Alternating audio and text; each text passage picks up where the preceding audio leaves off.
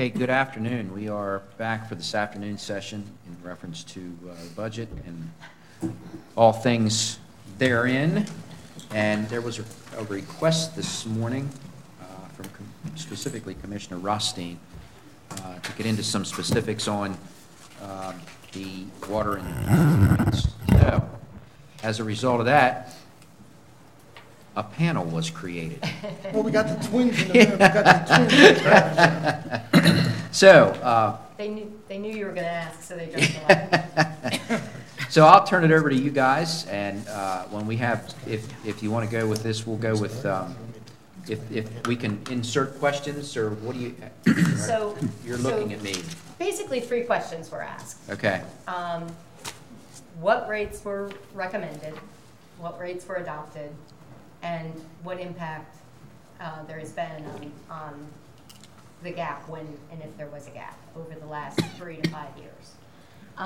In the hour and a half that staff had to put it together, we can answer 2 of those 3 questions very clearly. One would take a lot more research, and I'll explain.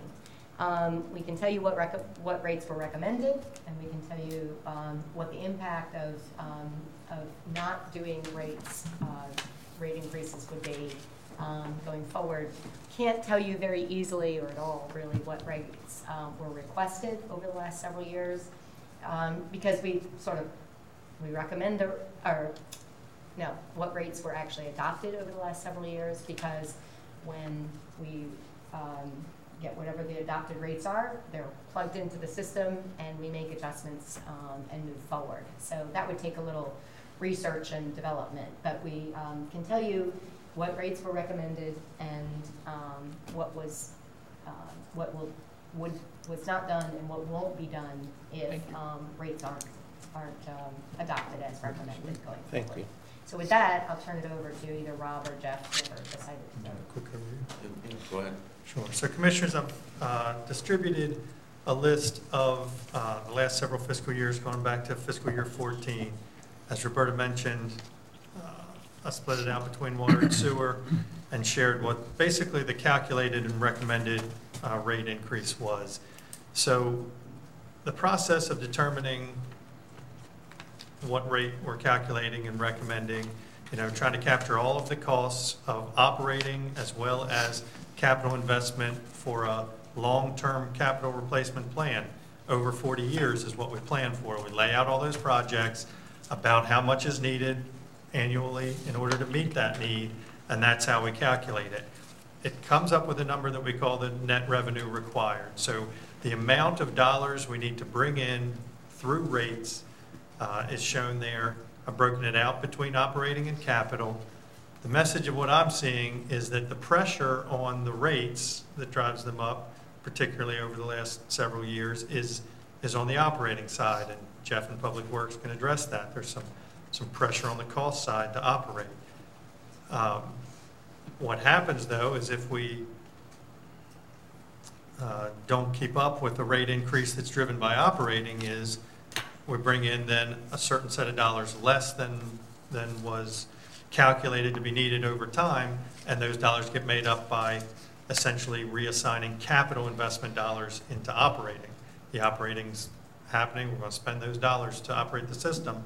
What we're going to take away from is long-term capital investment. So basically, 14, 15, 16, 17, I've kind of laid out. In 18, the system was in pretty good balance, and we didn't have a recommended rate increase. The dollars were being generated to cover the operating and the capital as of fiscal year 18. Then through 19 and projected into 20, we've got about 800,000 in combined operating increases between 18 and 20. By not adopting the 8% and 3.6% increase in water and sewer in 19, what that means is in 19 we brought in the same dollars as 18. So you kind of start with that baseline. We're current at rates right now through 18. By not adopting in 19, we brought in that same number of dollars. It had some impact to talk about. And so we move into 20. The same calculation of the full cost and the full investment that we're recommending would have us for 20 at a rate increase calculated at 15.2% and 3.4% for sewer. The recommendation is to spread that. We've done some projections of costs over the next 3 years, 20 through 22. See less pressure in 21. That was the recommendation to smooth the rate. So 8% over really either 2 or 3 years gets us there.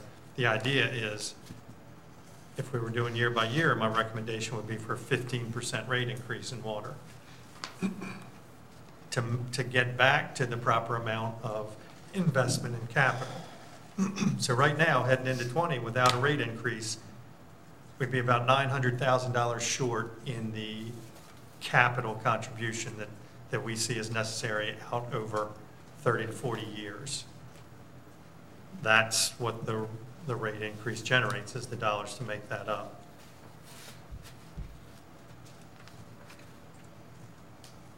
So it's not easy talking about rates. Rates are the result of the budget and the capturing of costs.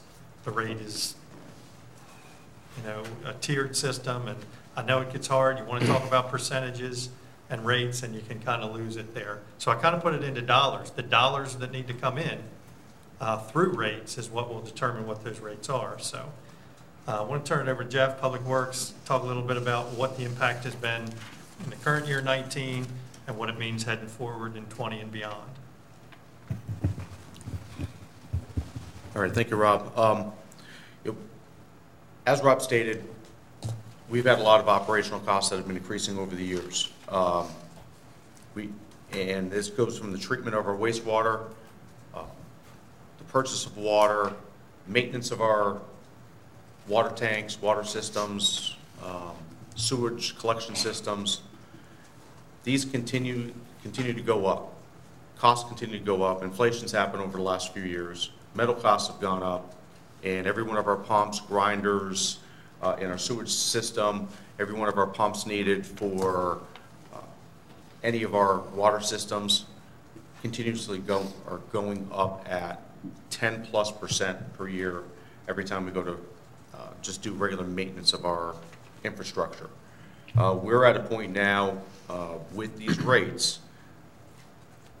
that all capital projects that aren't fully funded will now be put on hold until they're going to be moved down the line.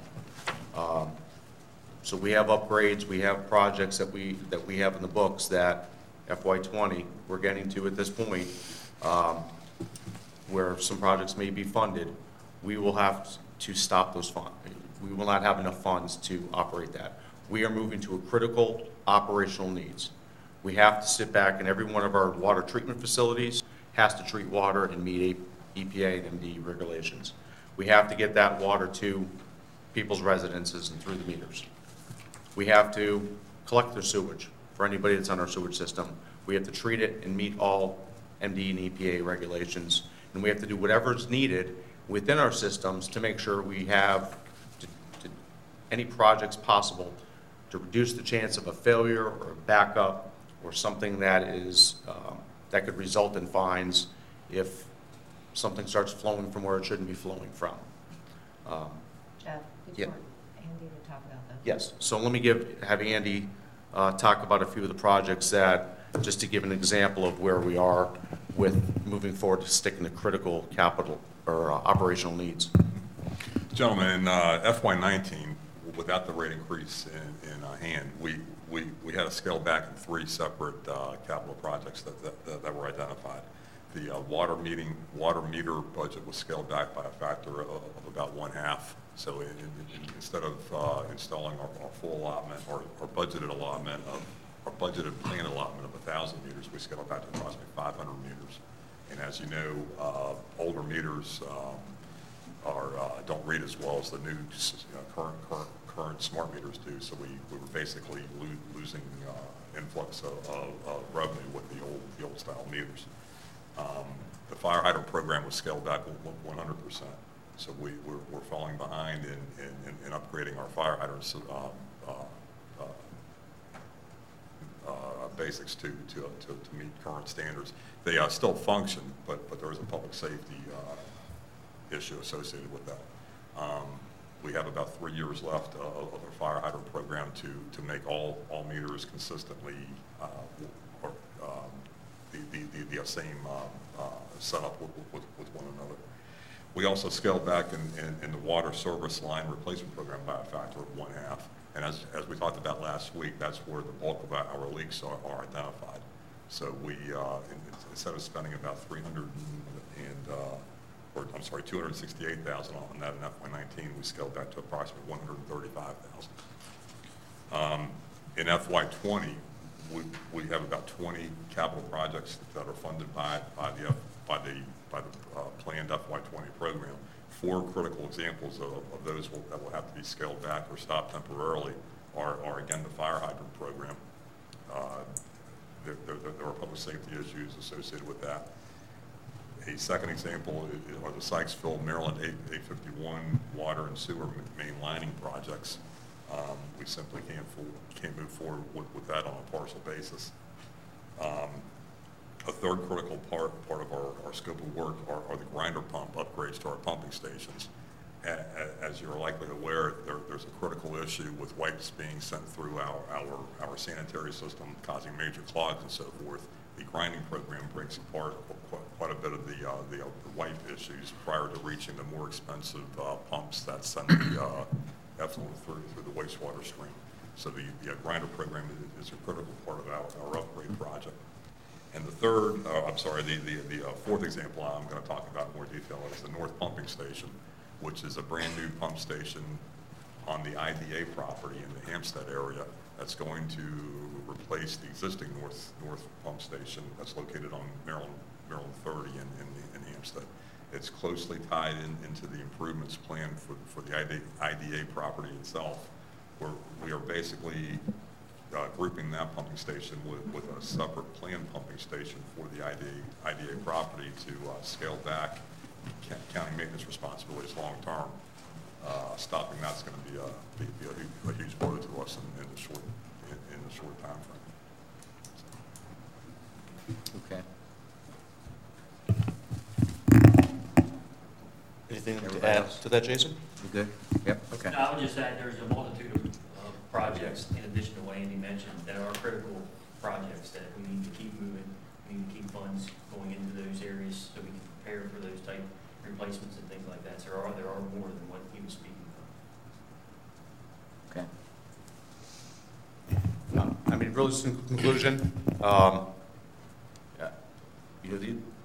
these rates are, as Rob stated, a result of operational costs and operational increases that have happened over the years. Taking last year's no increase, I mean, that put additional pressure onto this year's budget. We're trying to smooth that at least for the next 2 to 3 years with the rates as adopting this as a 3-year program. But we've slowed down or made some adjustments as we needed. But at this point, capital projects, we went from scaling back a couple of them. We don't have the ability to scale back. These will just no longer be funded until other funds are able to come in. Okay, any questions from my colleagues? Commissioner Rothstein, I know this was your request, so do you have anything specific, or anybody have any questions while we have the experts in front of us?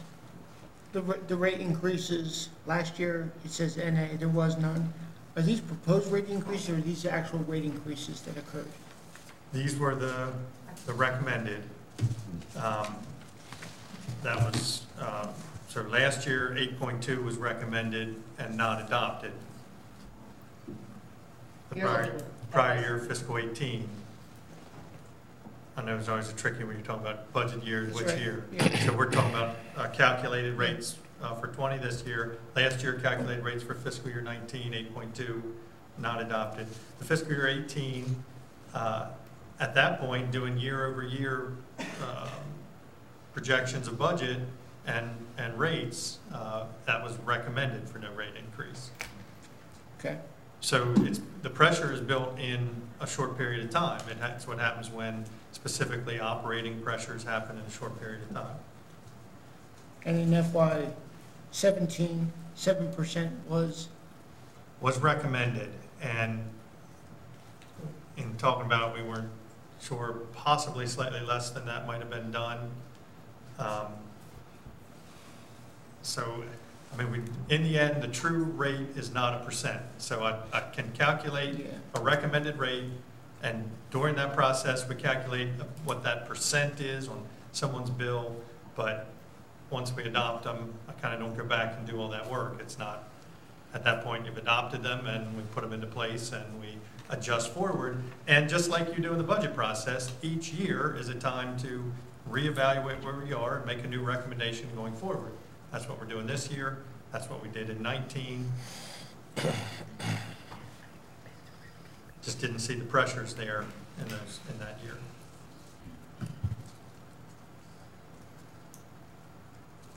Okay. Does this answer your question? well, I mean, I'd be lying if I told you I understood all this, because I don't. It's still not. I mean, it's a lot, That's, and it's a lot to bring in. I get it. I'm trying to understand this the best I can, and simply put the who, what, when, where, and why. you If know? let me just sum up, I was Okay. thinking while Jeff was talking. The biggest impact to me Yeah. that I see, again, if we don't keep up rate increases, so in the utilities fund, unlike in the general fund, the same rate will produce pretty much the same revenue. Revenues don't grow if the rate doesn't grow. It's not like your tax rate, you leave it the same and you get some natural growth. It doesn't happen in utilities. Same rate produces the same revenue, assuming consumption stays fairly level. So when operating costs rise, the same rate will produce the same total revenue. We will move capital to cover operating, because operating is happening this year. The cash is going out the door. Part of our long-term planning is right now calling for about 3.4 million or so to go toward long-term capital investment in the system, repair and replacement of water sewer lines, pumping stations, and other equipment. Right now, coming into 20 with no rate increase, we'd be about $900,000 short in that. We'd only generated about $2.5 million in capital instead of $3.4 million. And while that sounds good on a short-term basis, we're going out 30 or 40 years. So over the next decade, we need to bring in about $34 million worth of capital investment. At this rate, it would only bring in about 25. It'd be $9 million short over 10 years. So that's how it starts to compound over 20 years, over 30. If we don't keep up, we're not bringing in enough dollars for our projections of capital investment. That's really where it hits. In the short term, 1 year not doing a rate doesn't have a huge impact.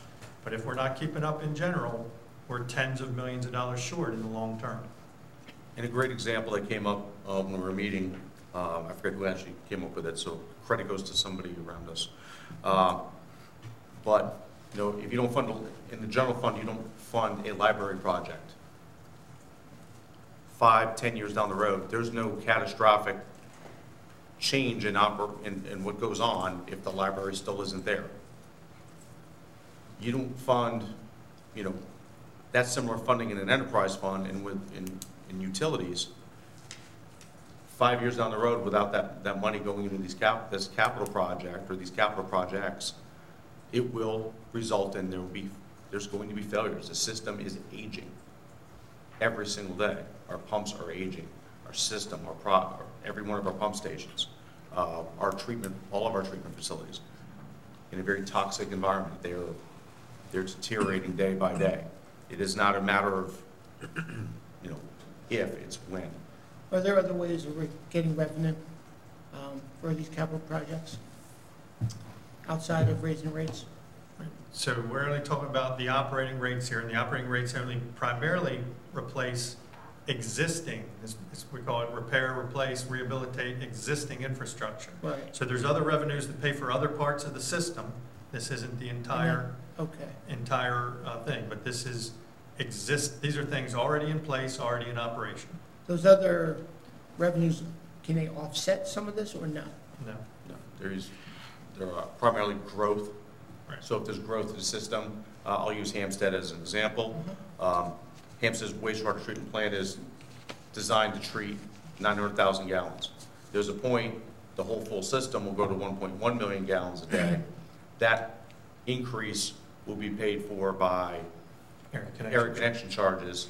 As that comes in, that money's put aside for that expansion project, but does not go to any, it's not there to replace, update a current infrastructure component. Connection charges are not part of this. Correct. They're separate, right? Completely That's separate. what you're, okay. Yes. How many total in the county are using water and sewer right now? Rough, Customers, yeah, about 11,000. roughly 11,000. Yep. About 80% of them are down in District 5? It's about right. It's about, yeah, in that area.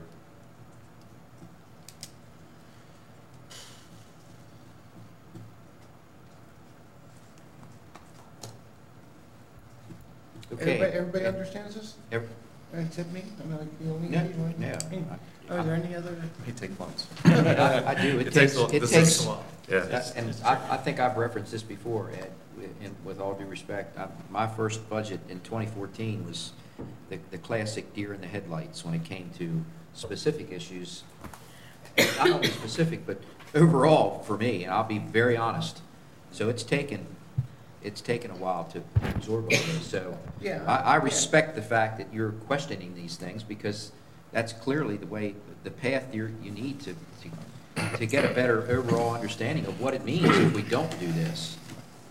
And again, I respect that, and I respect the questions, so, And we saw that over the last 3 years, yes.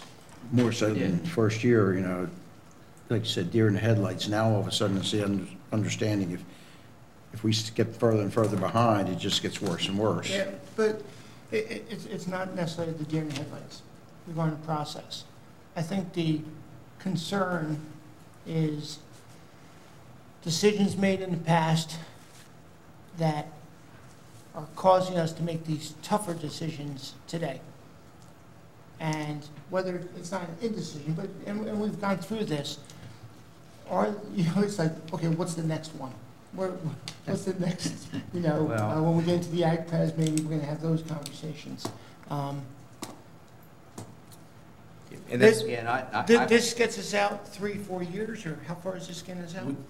We looked at this, based off the question, we looked at this as a way to smooth the rates, provide a 3-year rate increase, 3-year rate program. Looking at, and we had this discussion earlier today, really after year 2, we've kind of made up for some past decisions. But after year 3, it really falls under what the average is for the first couple of years. Right. If we do nothing, you're saying we're gonna be about $900,000 short next year, and that's gonna get compounded over time. Correct. Some of those projects that will then not be worked on is like 851, and you said Hampstead, right? And this was an example, but the whole, No, I we gave get just you. examples of the 2025 projects Right. that would have funding this upcoming year.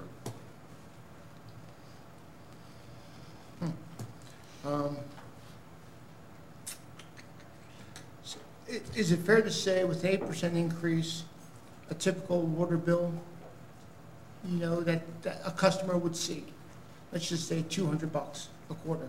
Because I did figure this out, because Audrey showed me the water bill. I told you, she does all this. But, so, $200 for the quarter. It would be an increase of what?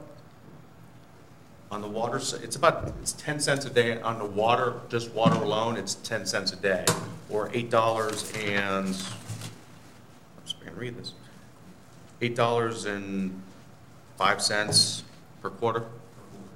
And that's for the average household, for 12,000 gallons. That's based off just the 12,000, an average user of 10 to 12,000 gallons on an average, for an average family. So 6 packs of IPA or a 12-pack of Yingling? To see what the impact would be to those there customers and can be purchased. There is a way to reduce your water bill, right? You can conserve water and not use that 12,000 gallons and, Right, we've been seeing that over the years, all new development, everybody is, Consumption's been coming down. right, we've had consumption going down for the last, 8-10 years. Decade. Where an average household was 18,000 gallons a day, and it's been down to 17. Now we're down between the 10 and 12,000 gallons, per quarter, sorry. So that actually compounds our issue. You know, their water usage goes down, so we get less funds, so we have to raise the rate. So meanwhile, from a quarterly standpoint, Right. the homeowner may not be paying the same because they're using less, but well, And I'm really what thinking, we're looking at are capital projects. We're looking at the funds to support capital projects that must be done. Capital and operate, this is capital and operating. Right, let's This not is forget. even the fixed cost of operating, Right. and the capital projects are Right. just associated to do the major replacements. I'll use a pump station for an example. Every 10 years, 8 to 10 years, we do a rebuild of the pumps. Right. 10 years after that, we have to do a full replacement of those pumps. And so on and so forth. The control systems that have to be upgraded every 8 to 10, every 10 years, we have to do a control system upgrade. That is what we built in these programs as we're looking at it, as we're looking on as Ted will be talking about later on, about just the infrastructure for the county alone with roof replacements or parking lot replacements and road replacements. We've done the same here with utilities. So, because we don't want to sit back and come 5 years from now and say, by the way, I have this large pump station that I need $4 million to rebuild it because it's, we have a 24-inch force main coming out of it, and I need all this rebuilt, and all of a sudden, your rates go up by 40, 50%.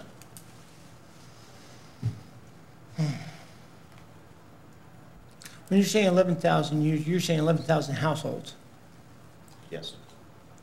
And businesses, but Yeah, customers. Yeah. Okay.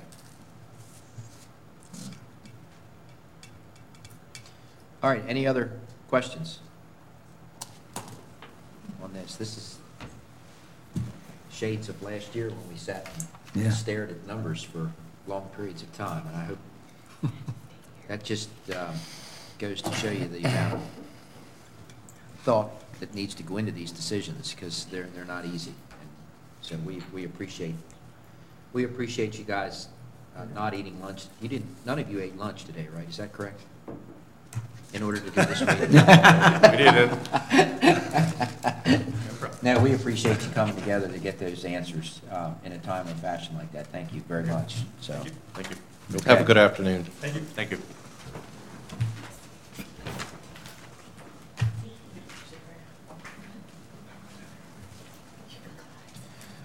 All right. With that said, we've changed players here and get back. And I know, Ted, you've put a couple new sheets in front of us, so I would assume you want to just advise on what they are so that we have an idea moving forward here. Well, you all wanted some more information on what the 300,000 Not Carroll went to this year, so it just captures that.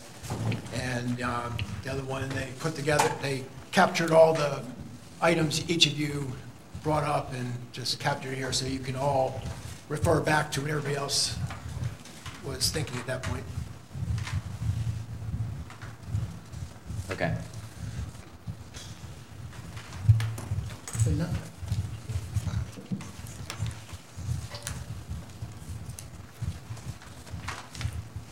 All right, that puts the Not and Carroll in perspective, because I really didn't know what was taken out of that. And we're not double dipping on the State Department or the Health Department. are we? New ones in front of you there, Dennis. Should be two. Over here, maybe? No. Yes. Yes, no, yes? Next page. Next page, there you go. Okay. Yeah, we have one more thing coming. You also wanted, Changing chairs. we had it up on the screen, but you wanted printed the history of Not Carroll spending. And keep in mind as you look at this, that this is not perfect because we may have added a sheriff's deputy, but we don't know that they are spending all of their time on opioids. But it pretty much captures, what the intent of the choices the board made. Right. Now, we don't know the status of this $300,000 funding beyond, it's a startup cost for nurse practitioner. Who's incurring the cost after the startup cost for this nurse practitioner? Are you looking at the history one? Yes. Oh, this. Okay, well, right now, you have approved money for 1 year for these things. This is where earlier I said, there are things there that they would like to continue. Right. So the 300,000 could lead to continuing some of those activities, then to be less available for others, or less to reduce if you wanted to take some of that money. Yeah. So when I say, you have the choice to take it, it's another one of those places where you can still take it, but we would be losing out on the opportunity to continue some of those activities then. I was going to give you the list of easy choices, but I lost it somewhere. On Okay. purpose? Okay, let's take a half hour until Ted can find that list. So, This data is very helpful to get our minds around it. I appreciate it. the crisis call center and the health department, that's not also part of that other funds that were given to the health department, is it? That's No. outside the core? No, this is separate. Okay, completely separate? My guess is 135,000 is ongoing. If they start the center, they'd probably like to keep it going. They would like to. Yeah. But right now, Right. you have not committed to that. Right. So except for the behavioral resource, health resource guide, which would be one time, and a vehicle purchase, which should be one time.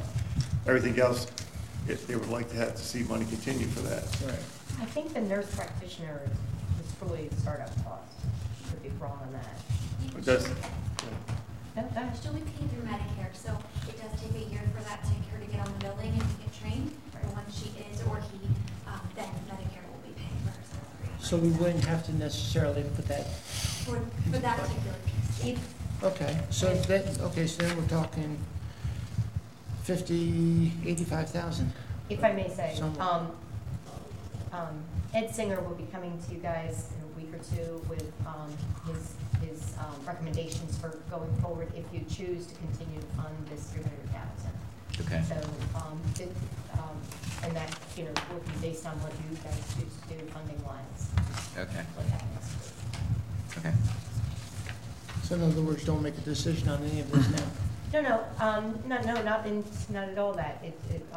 But if you choose to continue with the 300,000, then you'll have a recommendation for that. The first year, I mean, they specifically looked for things that were mostly one time or could be done in a limited basis.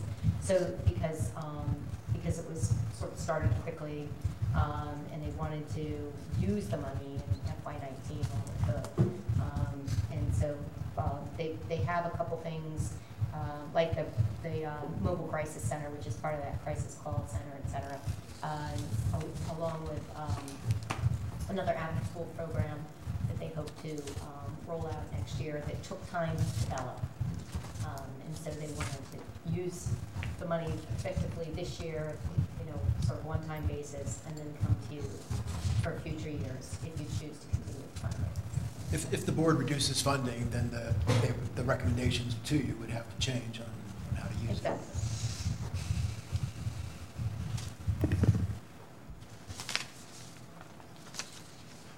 Exactly. If the board reduces funding, recommendations would have to change.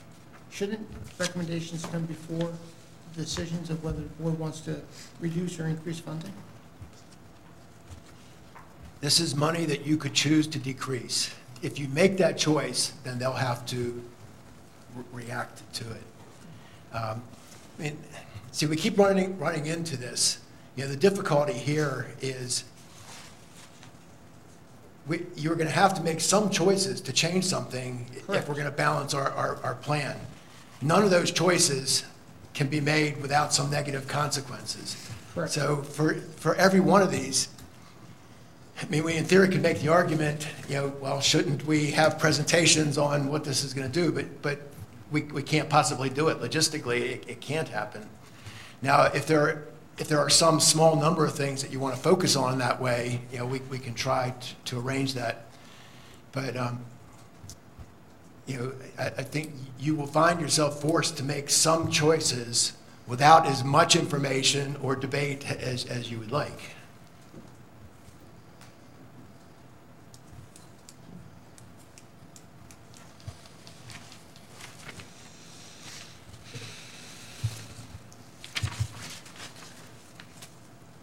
Okay, any other comments or concerns with the Notting Carroll? Specifically to that? If not,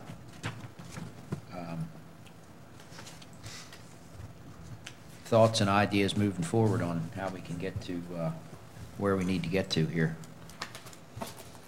I know, Dennis, you were getting ready to pull the trigger on something before I shut you down before I lunch. would think the easiest thing to do would be to vote on the sheriff's recommendation for the SROs.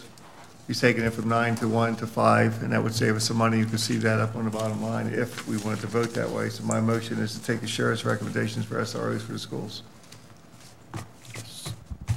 Second it? And money goes where? Regardless. I don't know that yet. I'm just trying to get some extra money. It doesn't matter where the money goes. It's not our money. I'll get back to this. Oh, yeah. Yeah, thank you. Okay, on the money goes where, just want to remind you, that doesn't create any new money. All it will do is be reduce your negative balance. Right. Right. Right. It's a good start. That's, Oh, no, I'm not arguing against doing Right, it. right, right. Just when the question came up, where's the money going to go?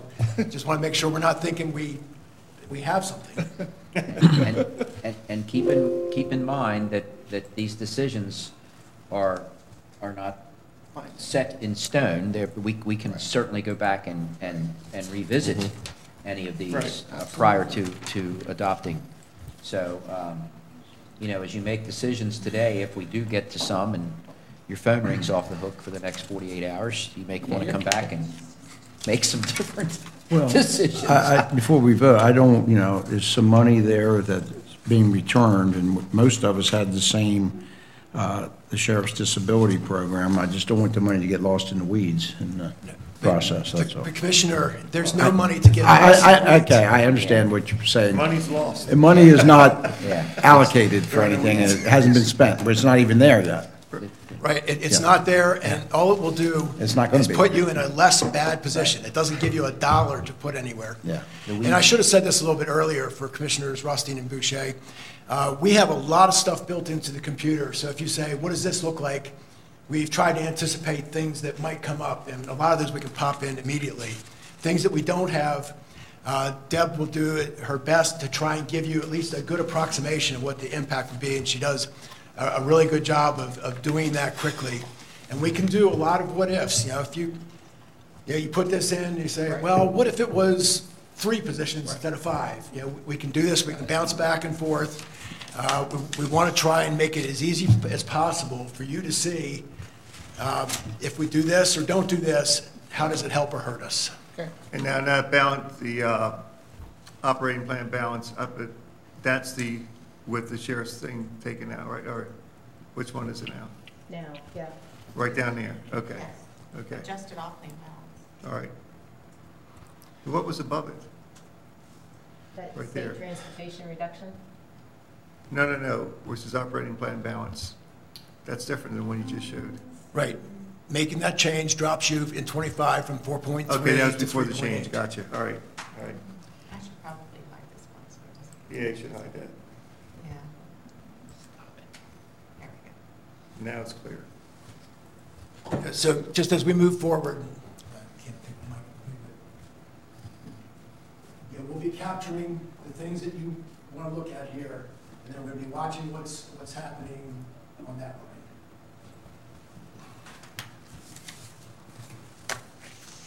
line. So that was, I'm sorry. that was a motion and second to do that, right? Correct. Yes, sir.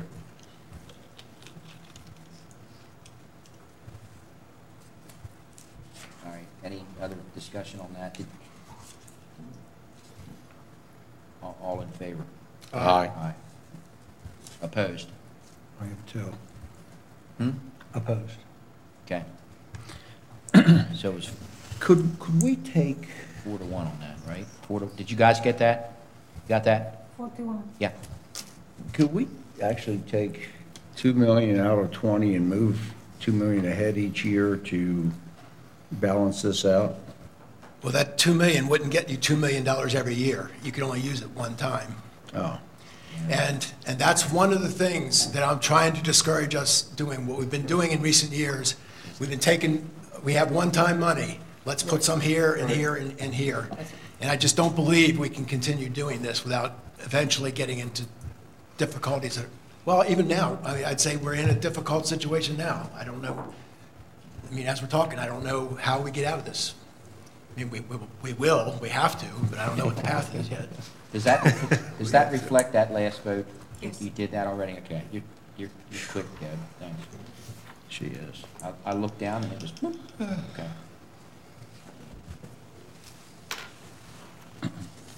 Well,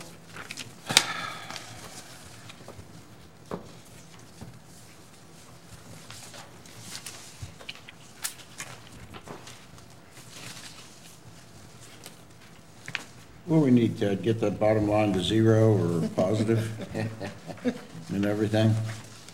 Right? In 21 and beyond. That's the key. Getting that all to zero is you saying, we're making a set of choices, and when we look out to the future, we believe we can sustain these choices. so. Ted, do you want to guide us into making some of the decisions on the operational budget, on the capital? I mean, or is this kind of just now open and let's have the conversation on whatever Yeah, piques our interest? I think it's open to wherever you want to go, because Okay. generally speaking, a decision on the capital side is still Okay. going to have an impact on the Yeah, operating side. okay. I just want to make sure I understood where you want to take us right now. No, That's, nope, I needed to get you to this spot. Okay, Now got it's it. really, what do you want to do? yep, that Now he makes pushed sense. us off the cliff. He drove us here, so now the car's parked and Yep. he just left.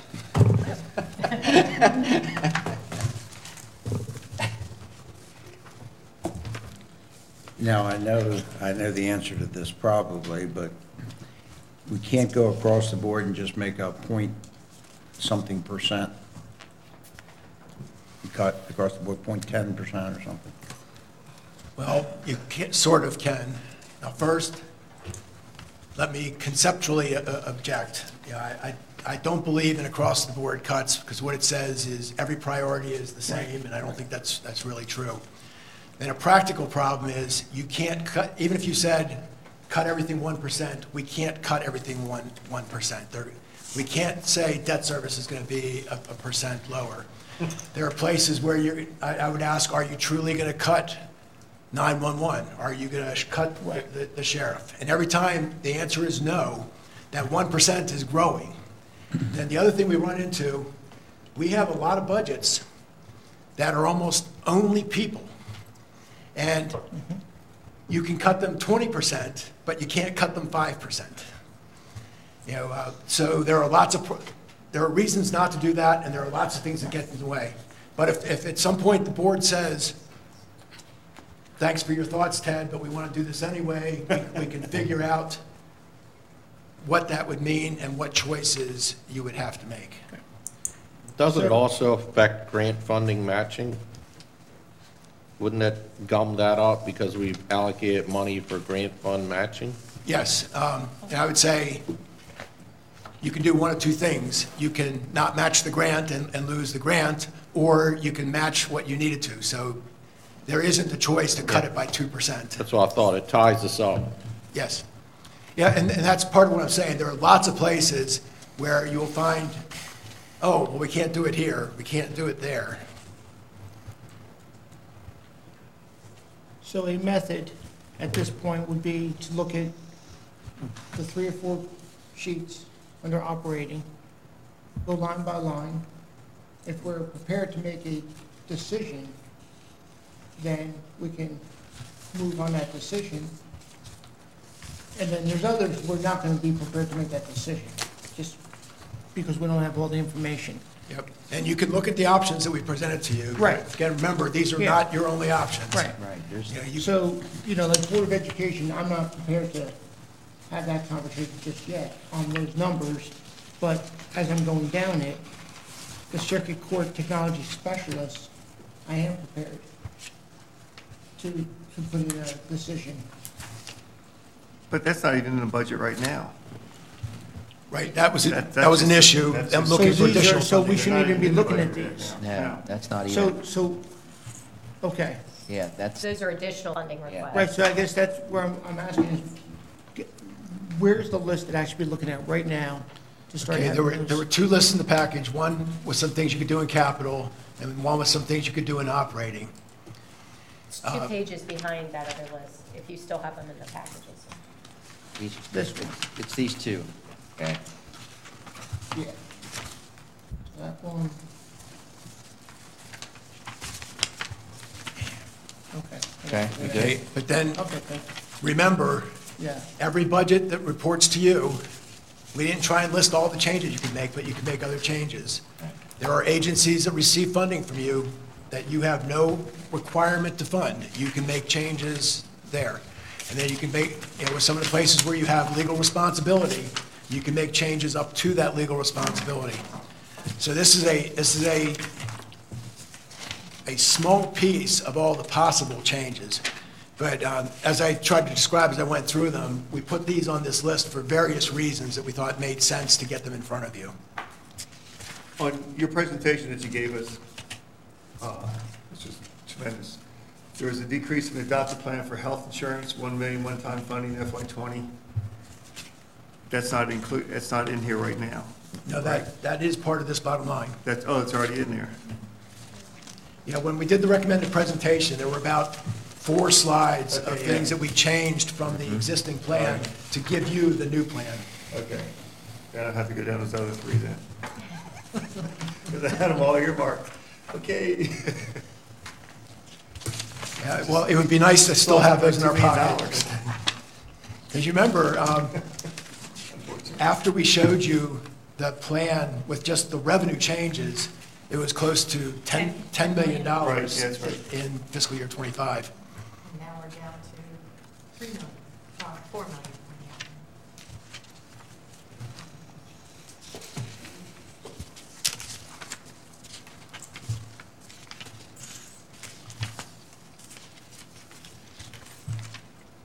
okay.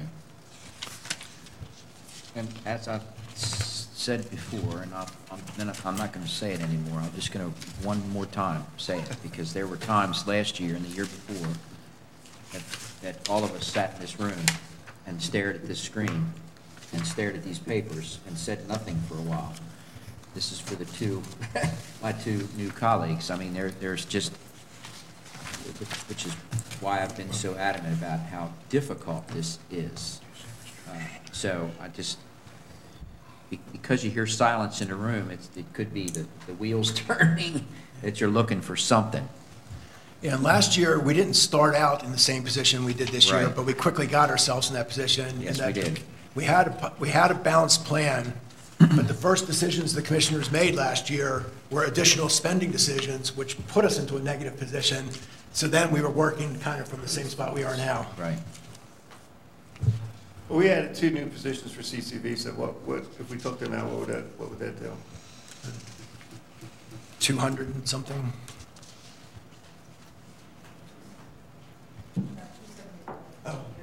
So where are you looking at, those 2 positions? I don't see, they're not on here, Yeah. but I know we talked about it. I Right. don't remember It's in where they are. recommendation. It's in It's- our plan. It was in somewhere. It's in the blue. 275 in the first year. What's ongoing? Oh, okay. Now, 371, first year, ongoing, last year is 367,000. 2 positions. Well, let's start piece at a time on this. We're not gonna, Well, I think, I agree, but I think a good start would be the water and sewer rate. Increasing 8.2%. are you prepared to do that? Deal At with this it? point, yeah. Okay, I mean, you're the one taking the brunt of this, where we go, and This is about the county. thank you. It is about the county, and that's a hard thing to get over sometimes, but it is. This is about, And plus this I is can repeat the a binding motion. decision. Well, I mean, if you're ready, I'll make the motion for you. if Okay, you don't okay, mind. so there's that. I'll make the motion that we go with the recommended sewer and water rates. Okay, the 3-year plan. Yes. 8.2 water and 4.2 sewer. I'll second that.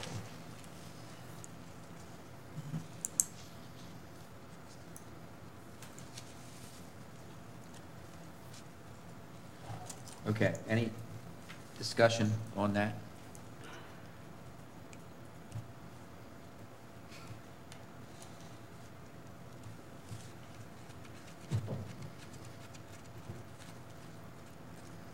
This will be in the paper, you know.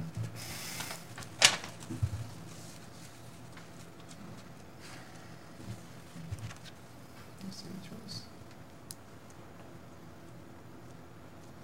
Let's vote. All those in favor? Aye. aye. That was That 5-0. was- That was 4. I'm opposed, no. 4-1. May I ask why? No. Okay. I think we should No, you don't have respect to- his position on that. From a personal standpoint, I just know that, to answer your question, I know that there's been, the assessments are up. I've talked with a couple, the constituents in the Pleasant Valley and Bark Hill user areas, and they were challenged by that. That's a good bit of money, so I can come back and revisit my vote. Right now, you've got the votes as the Yeah, it's- placeholder, so yeah. you're fine. But that's, so wise, just from a personal standpoint for me, Dick, after talking to some of the users, especially in the valley and the Bark Hill areas.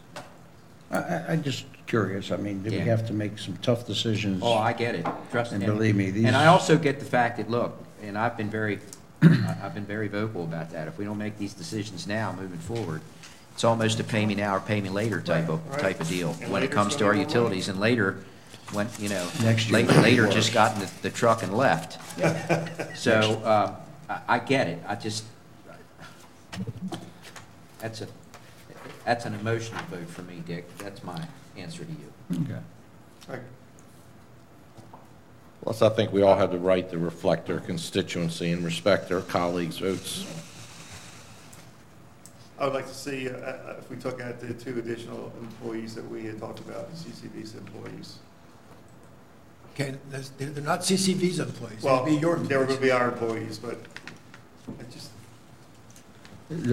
Which ones? the, It was, What we you call them, called them a chief? fire chief Right, and fire an- chief. and an Fire assistant department is and what they're his being assistant. called at this point. We'll call them what they are. That's a Wanster. Yeah, well, call them what they are, you're right. Yeah.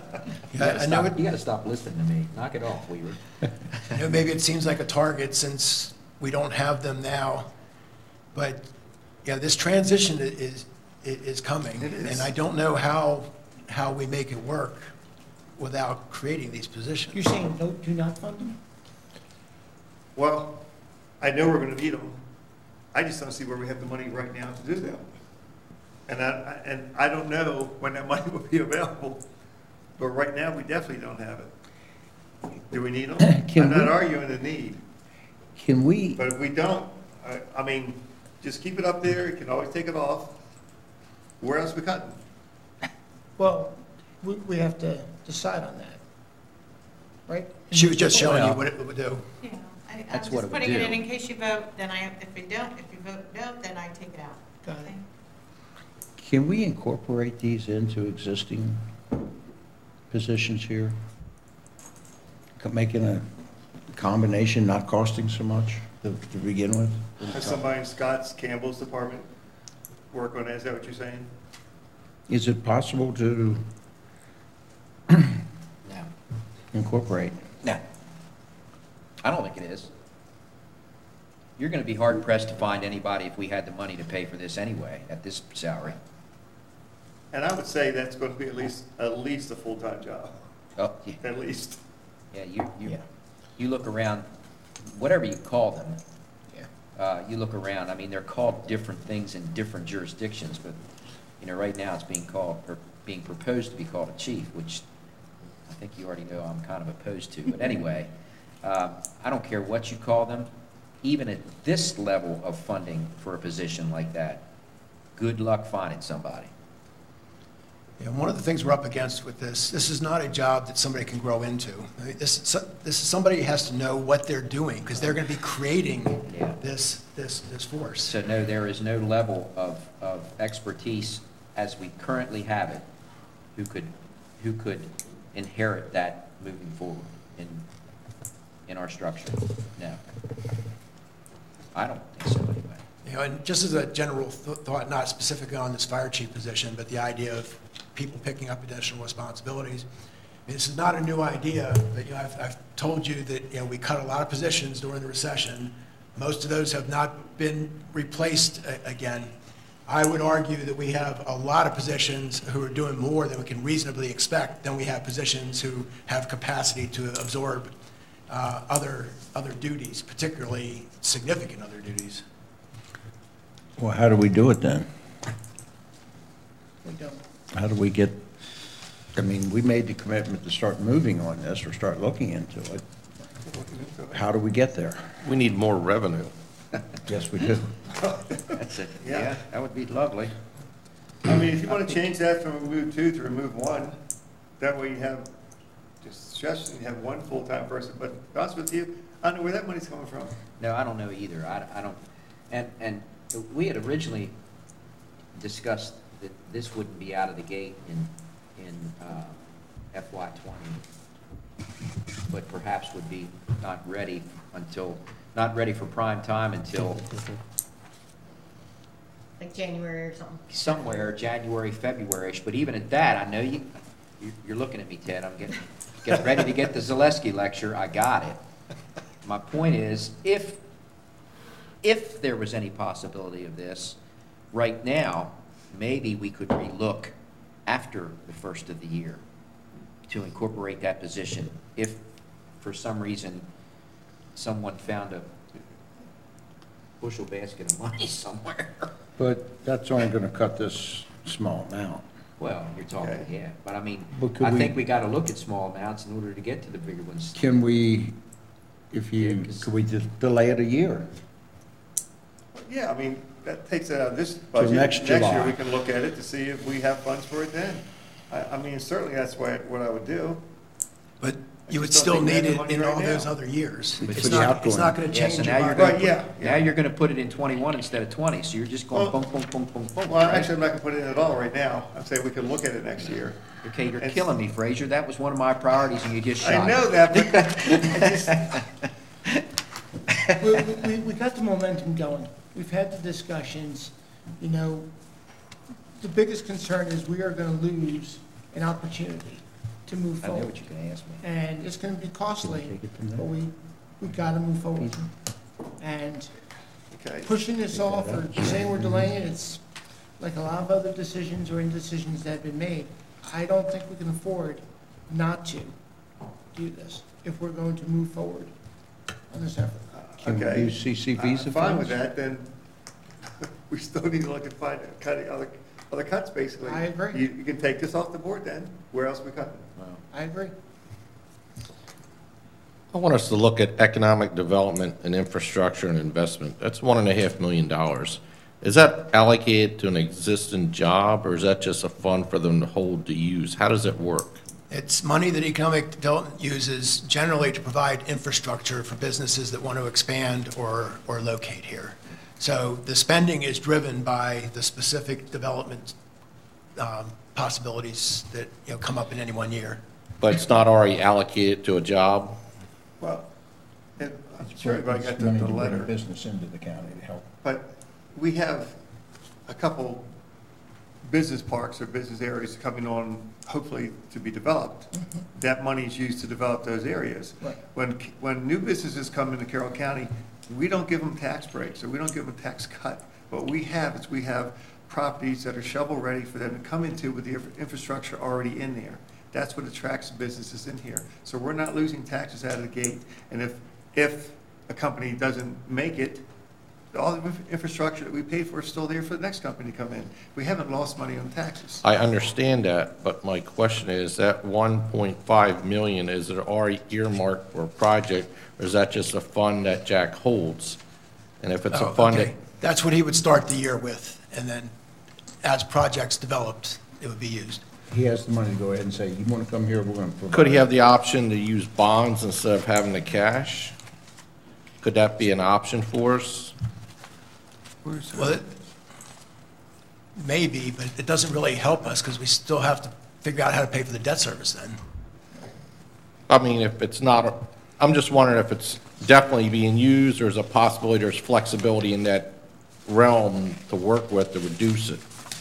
Because that's 1.5 million. Well, yes, it can be reduced. Now, there'd be competing ideas here. One is you don't have to do this at all. Now, economic development would say, but we need this to, to get these businesses, and there might even be some potential businesses already in the pipeline that they would look forward and say, I'm going to need that when we get there. Maybe some history might be useful again here.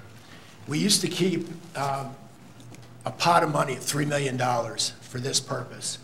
And there were some changes in accounting rules. We could no longer keep that there. So what we started doing was budgeting $3 million a year in the operating budget. I'm sorry, let me back up. When we had that little pot, if they spent $500,000, the next year we replaced $500,000. If they spent $1.2, then we spent $1.2. So then we started budgeting $3 million a year that didn't always get spent. So some of that would fall to the bottom line. It was available as unassigned surplus in the future.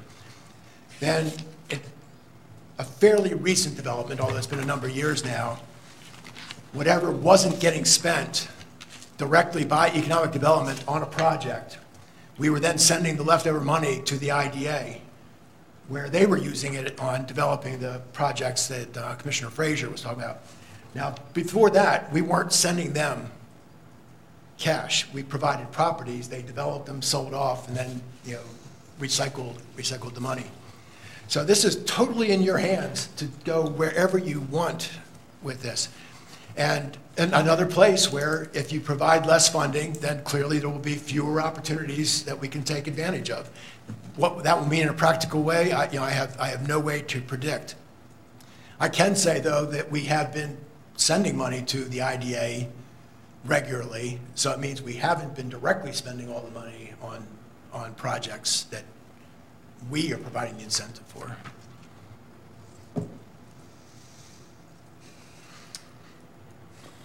How much money did he use in that department last year? Do you remember? 18, and without the IDA, 2,000 plus the 517 for the IDA. So 817. Well, I wasn't sure what you said. The 300,000 plus the 517 for the IDA. Okay, so 300,000 is what they spent. The 517 was a couple of years ago. The board reduced funding, and economic development came to you and said, but I've already got a commitment next year, and you put money from the reserve back in there. But I think you're telling me that aside, they spent 300,000. So I feel we could reduce that number, and we could rely on bonding if we need to do the infrastructure for economic development. I mean, if we're making the investment in economic development to get a long-term return, long-term return on the property tax revenue coming in and the employment, then that could be linked to the long-term bond payments for the investment instead of putting it all up front in cash, that we can leverage it over time, because we're leveraging it to get the return over a long period of time. and pull some of that money out of that fund, is that going to have a negative impact? I think this is used to entice people there. You want to move your business to Carroll, and you're on the verge, they can have a few dollars, so they go, we'll help you with $40,000 of your infrastructure to come here at that point. And the state can help, Commerce helps, and. So this isn't to help them with developing road access or buildings? How is that? Well, it could be, roads, utilities, fiber. It possibly could be ingress egress into a property. Right, that's why I thought it'd be But- used for But it. it's also grading the property, it's marketing the property, the land property, property in your district, Mm-hmm. that economic development is making it competitive to bring folks in. That's what this money, and I don't know if Jack has allocated that exact amount of money, but I believe with the projects that he has in hand, that this money gives us a competitive advantage over other jurisdictions. And bonding it wouldn't be an option? He doesn't Yeah, have time to wait. even- A lot of times it's got to be. There's other programs that other counties, jurisdictions use, like Commissioner Frager was talking about with TIFs, tax incentive programs, and just basically not tax a business coming in. Although it's available to us, we do not use those type of tools. That, he's using other tools, other investment tools, to keep us competitive in building these business parks. So, Even if we thought that bonding these things was a good idea, the problem is we have no capacity on the bottom line to take on additional debt service. Here. And That's all. what we expect in new construction is already built into these numbers. It's not like we're ignoring that there will be growth. We've already captured that.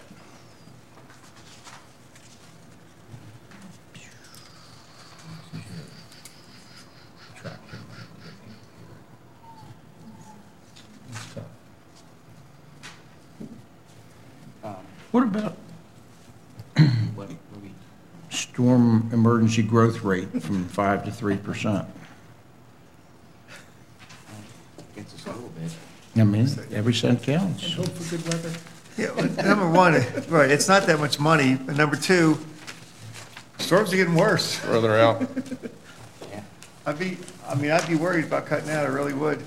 And you're talking about like 30,000 or some 30 ongoing, multiplying out, but I'd be worried about cutting that.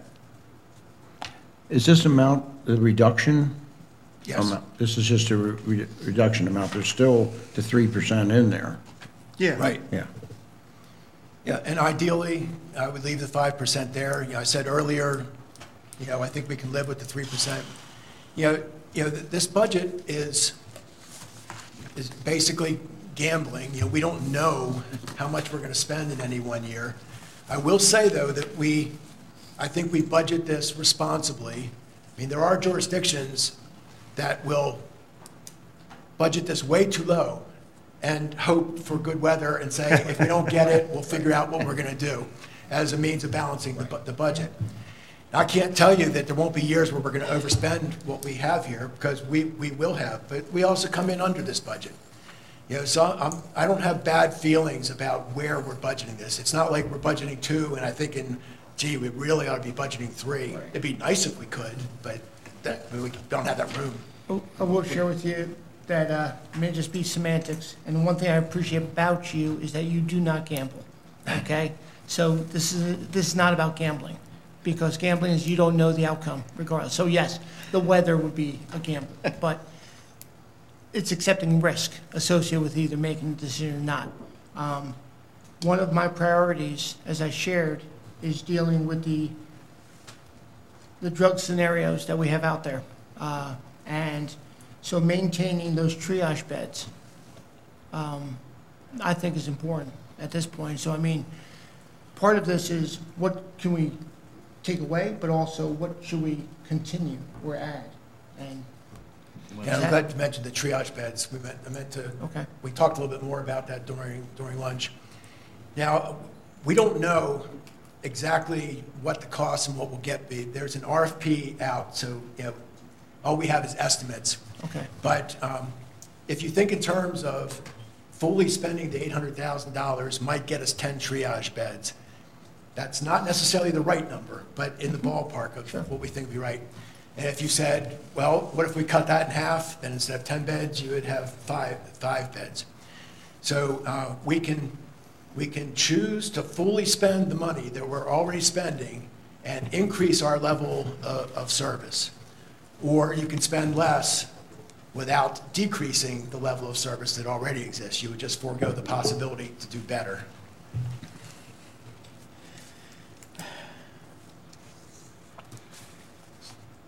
So my recommendation is to maintain the service that we have in place. So you don't want to add the 10 beds? Because that's what we're talking about, adding 10 beds, correct? Yes. I don't think that is what he was saying. So you want to maintain the additional funding and get the 10 Yes, triage beds? correct. Yes. The 10 or whatever it works out. Right. Correct. Right. The funding now is approximately $800,000. There's a possibility with the new health insurance rules, many of these folks would be able to be paid for, their services would be paid for by Medicare, Medicare. But the idea in the RFP is to have so many beds, specifically triage beds, that are specifically related to Carroll County. And those would not be reimbursable by insurances or medical programs, state or federal medical programs. So that's where you'd need the additional money. And that's the money that you could take away if you chose not to go down that path. But if you leave the $800,000 as is, then that would be an option. And that you have a choice is the reason it's on this list at all. You need places to look to. This is a place you could look. Right. And it's my recommendation that we do not touch those funds. Is the state running the RFP? No, it's a joint RFP between the county and the health department. Well, Yeah, some state. sort of That's what state. I apologize. When I said state, I meant health department, so. It was the county staff and health department worked together on it. Okay. So I know we've thrown a lot of ideas out here, but I don't think we've hit on a whole lot yet, but that's good. The landfill, Ted. I know we take money out of the general fund in order to make the landfill do what it needs to do. So have we looked at what would happen if we increase the fees in order to make up what we take out of general fund, which would allow us to take that, because how much is that? I'm trying to look in my book and I can't. Well, it's changed. It's reduced some for a couple of years, but it's a little bit over $2 million a year generally. Okay, so if we looked at our fees out there, and I mean, I know it's another increase, but something's got to give here. Is there a figure that we looked at increase-wise for the fees that would allow us to free up general fund money coming out of that in order to make the landfill function correctly? Well, the only fee we have is the tipping fee. Right. And you can't get there with that because we're subject to market conditions. And we've experienced this before. If you raise it beyond a certain point, the solid waste goes somewhere else. That could change, but it would require a decision to say waste in Carroll County has to be disposed of in Carroll County. That's a choice you would have to make. The other path would be, something like a system benefit charge or moving to districts, something that would change the revenue side of the equation. Because remember, the whole reason we have this problem is years ago, we decided to start transferring waste out in order to save life in the landfill. Right. We took on a significant new expenditure without any decision on how to offset that cost. And we've been there ever since. Here's another one of those decisions, Ed, that you talked about where we made that, put us where we are now. So that's where I'm. If we raise the tipping fee and trash goes somewhere else, doesn't that extend the life of the landfill? Yes, but It doesn't get we rid have a of lot money. of fixed costs. I mean, there's money we're going to spend whether everybody comes or nobody comes. You know, it's not all variable cost. You know, so, you know, it'd be nice to say, oh, we'll just take all the trash away, but we'd still be left to figure out how we're going to pay for a landfill operation. Because remember, the county is required by law to have means of disposing of the solid waste. Now, that doesn't have to be a landfill. But transferring out, you know, comes with its own set of costs. Right. Well, and also, you may have mentioned earlier, don't forget there are all the closed landfills, so that's a cost we incur no matter what. Right. We have to maintain pursuant to MDE regulations, the Yeah, closed landfills. I got all that. I was looking for a way to try to free up some of that money that comes out of the general fund in order to make the landfill operate. That's where I was Well, trying to You're go. looking for revenue, is what you're Well, looking yeah. for. Yeah, I mean, that's. Which is, you know, kind of important. You might be able to make a small change. But if you talk with solid waste about what do we think we could increase the tipping fee to without pushing waste away, I don't think they'd be suggesting anything that would significantly change your picture.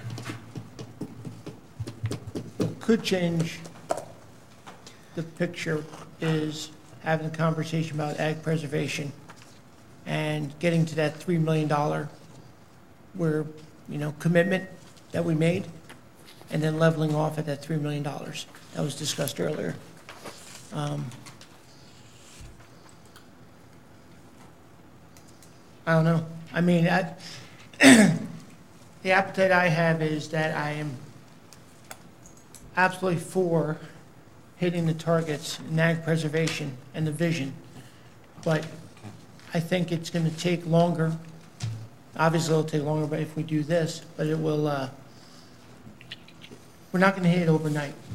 So if we look at a vision of the next 20 years, whatever that may be, if we cap it at 3 million, we're going to get there. It's just going to be a little bit slower. And I'm not so sure if people are knocking on the door so heavily that we're going to be committing all that money anyway, so.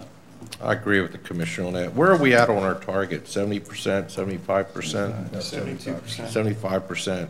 That's a tremendous achievement to reach 75% at this point. So if we had the option of backing off on that and slowing down the amount, I think that is a viable option.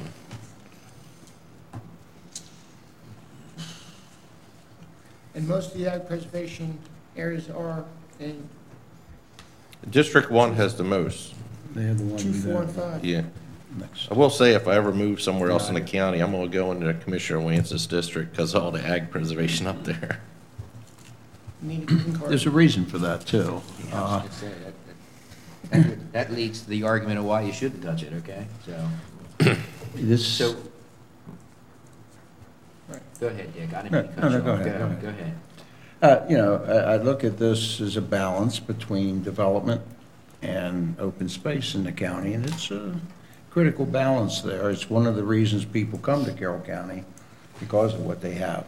Now, I know you're reducing it down from, you want to reduce it to 3 million from, what was the amount? 3.5 million. Well, it'd be 3 million plus each of those numbers. Right. And you reduced it last year down to 2.7. What was it? 2.7 last year, right? 2 point, you reduced it down to 2.7, correct? Yeah, With the commitment to get it back up to 3. correct. In year 22, right? Correct. Year 22, it goes back to 3 million. Right. Correct. So the intent is, at year 22, we maintain it at 3 million. Right. And yeah, this money you're putting out here, and I understand you're buying, only the thing this is for is the lot right on this, not to develop. Now, that farmland doesn't cost you anything to have there. Houses do. And they, at a certain price, they cost, for schools and everything else, infrastructure is expensive. So you can, I'm going to get outvoted on this to reduce it, and I know that. However, I think you're making a grave mistake, and this is the second year in a row that you'd be reducing ag pres money. So be aware, you guys are, you see that as a good thing, but this is the only program that's been successful since 1980 on an ongoing basis. I wouldn't call it a good thing, but I think it's necessary. And there's a difference. Would I like to keep Ag Pres going up the way, of course. I think Ag Pres is important for many of the reasons what you just said. So I don't think it's a good thing, but the budget the way it is, I think it's necessary. And I So- think it's because it's so successful. I mean, that's part of this. Did you put that up there as a result of the, how would that reflect then, bottom line? Okay. We're gonna hide some of those in between lines, So so not- they can see it. Nobody's getting there. Yeah, yeah.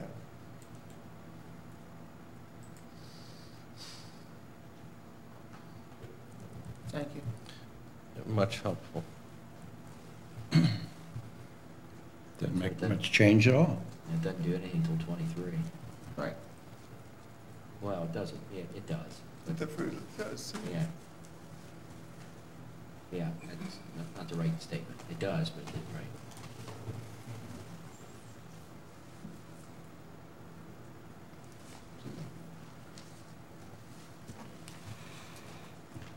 Do we want to vote on that, or just leave it like that? We can always come back and look at it later. Well, we got a motion, Why we don't got a we- second. We did? I apologize. I thought I did. make I don't a think motion. so. I apologize. Yeah. I made the motion to plug it in Second. Okay, and that would be to hold it flat at 3 at million 3 beginning of fiscal million, year as we 23. committed to doing. Okay. Until we reach 100,000 acres. Whichever that may be. Okay. Any other questions on that? All right, all in favor of that? Aye. And opposed? No. No. Adamantly, no. I think this is, I want to make it noted, I think you're making a big mistake as a board. So, All right, it's 3-2 right now as a holder. But like it was emphasized, this is not final. And it's not only likely, but almost certain that at some point you will be revisiting some of these decisions as you Absolutely. see how things play out. Absolutely. All right, I guess I gotta get out of the landfill. Was hanging there for a little bit.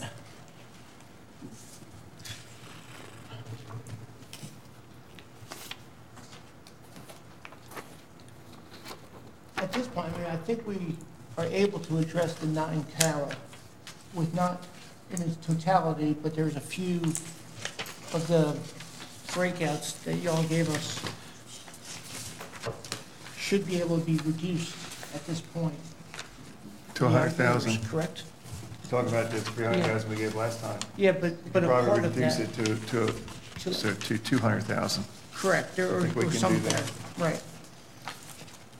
Yeah, wasn't there some one-time expenditures in that list that could potentially be Yeah. removed? Startup costs of nurse practitioner, the behavioral health resource guide, vehicle purchase. And they have balance of $7,000 would come almost to 100,000. So, And even among what could be ongoing, the board has not yet committed to them as ongoing expenditures. Right. say that one more time, Ted. Some of those things could potentially be ongoing, but you all have not committed to them as ongoing. You only committed to that 1 year of funding so Okay, far. thanks. And, keep in mind, when this 300,000 went in the budget, the number 300,000 came up, we put that in. There was no plan for the use of it. The plan for the use actually came after the fact. Right. So it's not as if you said, we want to do A, B, and C, it's going to cost 300,000. You said, let's make 300,000 available and then see what might be good uses. Commissioner Frazier, you sit on that committee. Do you have insight on what I amount?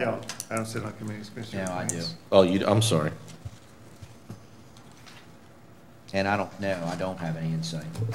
I know Ed's gonna come tell us about it, but, I Could don't have, we reduce it to 50,000? Well, Just by those one-time 250? costs on here, it comes to 90,000 for that startup, the Right. guide and the vehicle.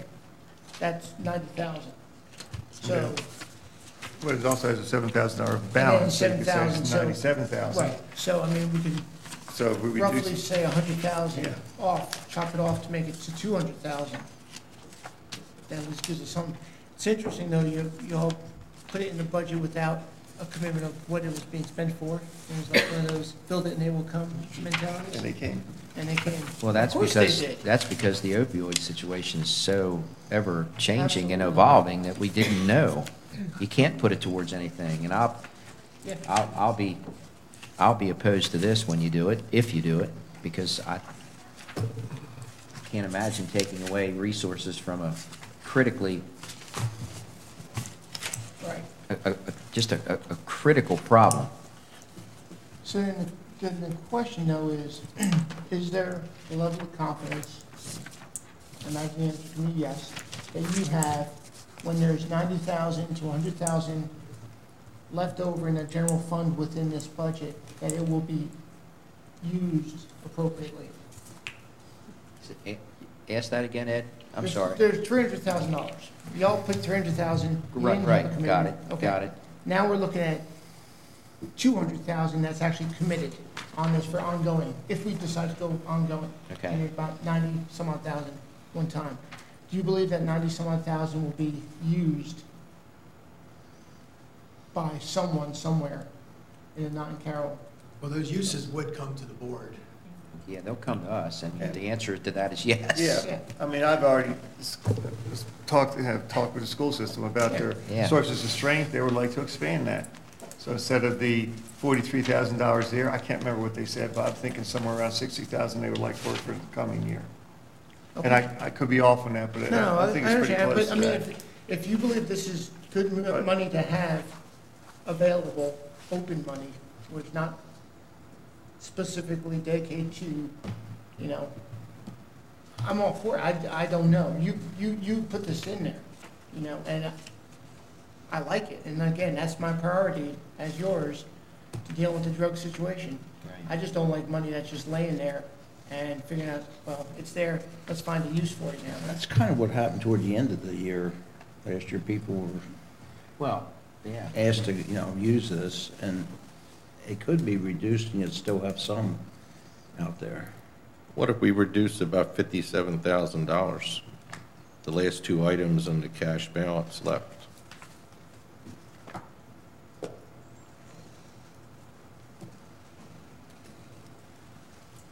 Well, I'm not going to answer any of that, because I don't think reducing, it's, How are you going to get to the bottom line I of don't this know. budget? I just don't think that's the place to do it. I don't know. Well, where? Yeah, I don't know. That's the bear. I'm still looking. I just left the landfill, Weaver, give me a break. If we're not careful, we're all gonna wind up in the landfill. I mean, if that's an area have you guys want to standards. touch, go for it. I'm not stopping you on that. I'm only giving you my argument as to why I don't think you should touch anything, especially when it comes to the opioid issue. It's huge. It's not going away anytime soon. $300,000 is nothing. I mean, we should be putting, It isn't our budget. oh, I understand that. I'm talking about in the grand scheme of things. So, Yeah, but the problem is it tied to something, to a specific action. it probably will be, yes. We just don't know what those specific things are, because of the fact that it's so evolving. So, but it's like the ag press, y'all made a motion and seconded it, and off it went, so do it with that. I said, we could always go back and revisit this. We didn't make a motion on this, did we? No, Oh, I was gonna say- I said if you want to do it, No, go I ahead. appreciate, I mean, Yeah, I'm just, you're getting my arguments as to why I won't Okay. support that, that's all, but you're right, where are we gonna find these things? That would be one of the last places I'd look. where's the first place? Let's go there. Tell me- Want tell- to go there? Yeah. Tell me where the elephant is. I don't know, I'm looking for the elephant. The I've elephant's been in the looking for room. the elephant for 2 months, Ed. I know. The elephant that's not in the room. The elephant that's Well, not in the room. Hiding. Take $500,000 off of economic infrastructure. And keep in mind that we're making these decisions right now in the operating area, and we're not close to what Correct. Carroll County Public Schools is asking us Yeah, for no. yet. So find me the elephant. So just keep that in mind, because in past years, that's the first thing we did out of the gate. Yeah. Boom. Yeah, because we weren't in a deficit. in I past understand years. that. There's a big difference. But I'm just, We Yeah. can't go out of the gate Not doing it, we're comparing- in a hole to begin with. well, you're right. But I just want to point that out, that we're making hard decisions, and Well, I'm gonna make a motion to take $50,000 from the non-Carroll program. I'll Still gives second. them, I'm sorry, All right, go ahead. it still gives them plenty of money for their ongoing stuff, and it gives them additional money that they haven't used from this year's budget, if you know what I mean, from the 300,000. I'll second that. As tough as it is on the issue, but it looks like they could potentially afford it. okay, any other discussion on that? All in favor? Aye. That was what? I didn't hear enough people. Yeah, as we go down through here, I'm gonna have to That was ask you to just- do the hand thing, so we know, so they know too. So was that a aye? Yep, Aye. 4? yep, And 1 no. okay.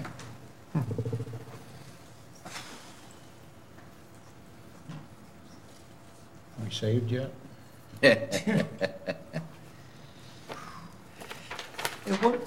Walk us through one more time, the fuel bump, that reduced fuel bump.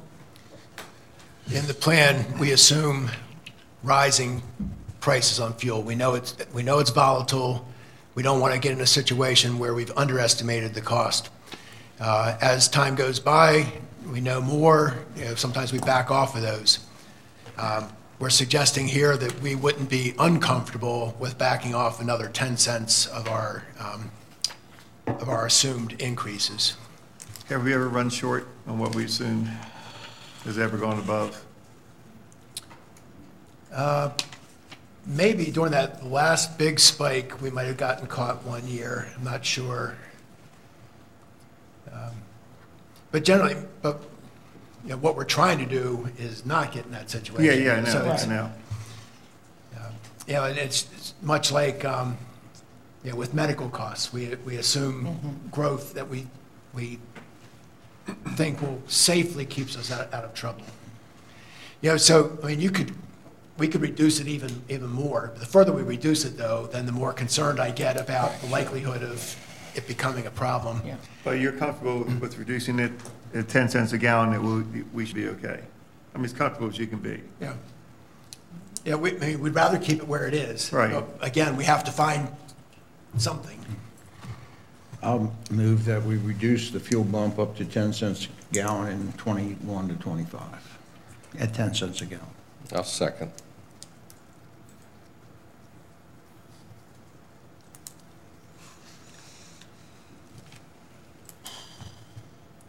Okay. Anything else on that? All in favor? Aye. Aye. Aye. And give me a hand when you're saying aye. Oh, we'll give you one. That was the easiest one of them all. Okay.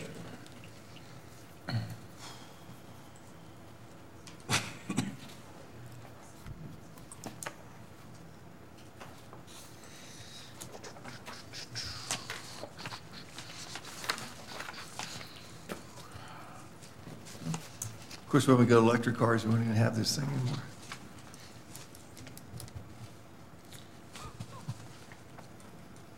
So you making the motion to replace the fleet with electric cars? Mr. Frazier? If we had the money. Sorry, was that a motion? He's not getting a second on that. Actually, that would save a lot of fuel. It would save a lot of fuel.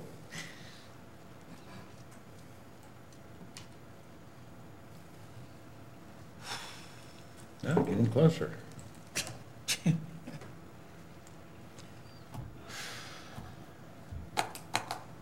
'23 and '25 are our big issues. All right, let's take, we've been at this, I always like to try to get in the middle of our sessions, just in case you see a common theme for whatever, a little break here. Let's take 10. Okay, everybody good with that? Yeah. 10 minutes of recess, we'll come back at 2:47. Okay? Or ish.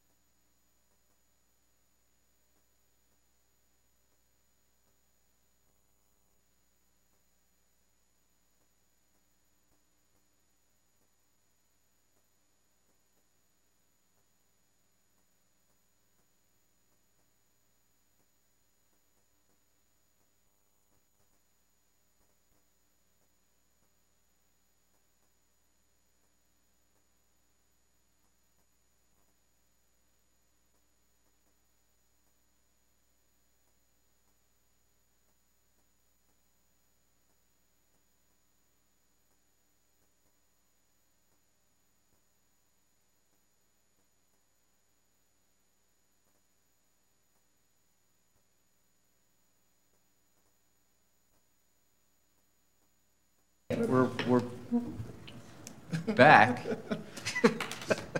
I was going to say, we're Same back. place as when we left. Fortunately, we're back, but I'm not sure if that's fortunately. all good.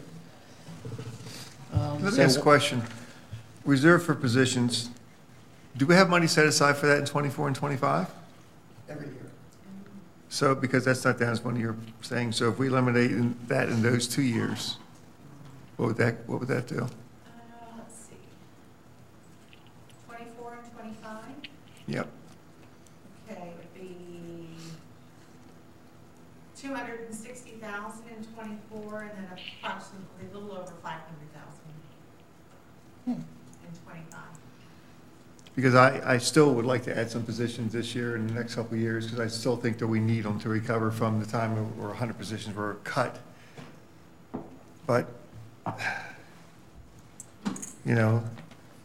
24, 25, where we have the biggest deficit, that'd give us another, 300 or so thousand closer. You're looking at reserve for positions for all years? No, just 24, 25. 4 and 5. It's not on here. I had to be Okay. creative when I went outside and came up with something. About time. Can't rely on Ted, What would that come out of that reserve, eliminate reserve for all years, or no? No. It's not that. Just those 2 years, 24 and 25, because that's the 2 years where we have the biggest deficit right now. That'll bring those 2 years down a little bit.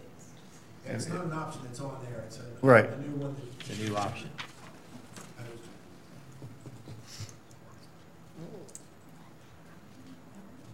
Reserve for positions for all the years, where does that, is that just anticipating what we're going to be needing, Ted? If I Yeah. can, Ted, we put originally $200,000 a year aside for new positions each year. It grows by 3% a year, so this is what that shows. Correct. So that's positions that we can assign, like this year, we have $230,000. Of course, we have positions that are much more than that, but, we can use that now, and I do think we need that now, to be honest with you. But I'm looking down the road, I'm sure we'll need it every year, but I'm just trying to look at that, trying to get a little closer. So Commissioner Weaver, we're putting this money in the plan so that in each year you have the option of adding Right. some positions. It doesn't require you to do Right. anything. But we need the positions too, there's the problem, Yeah. so we're stuck. Can you say red? Reduce. That's all. So what if you took that a step further, Dennis, and took them out in 2, 3, 4, and 5?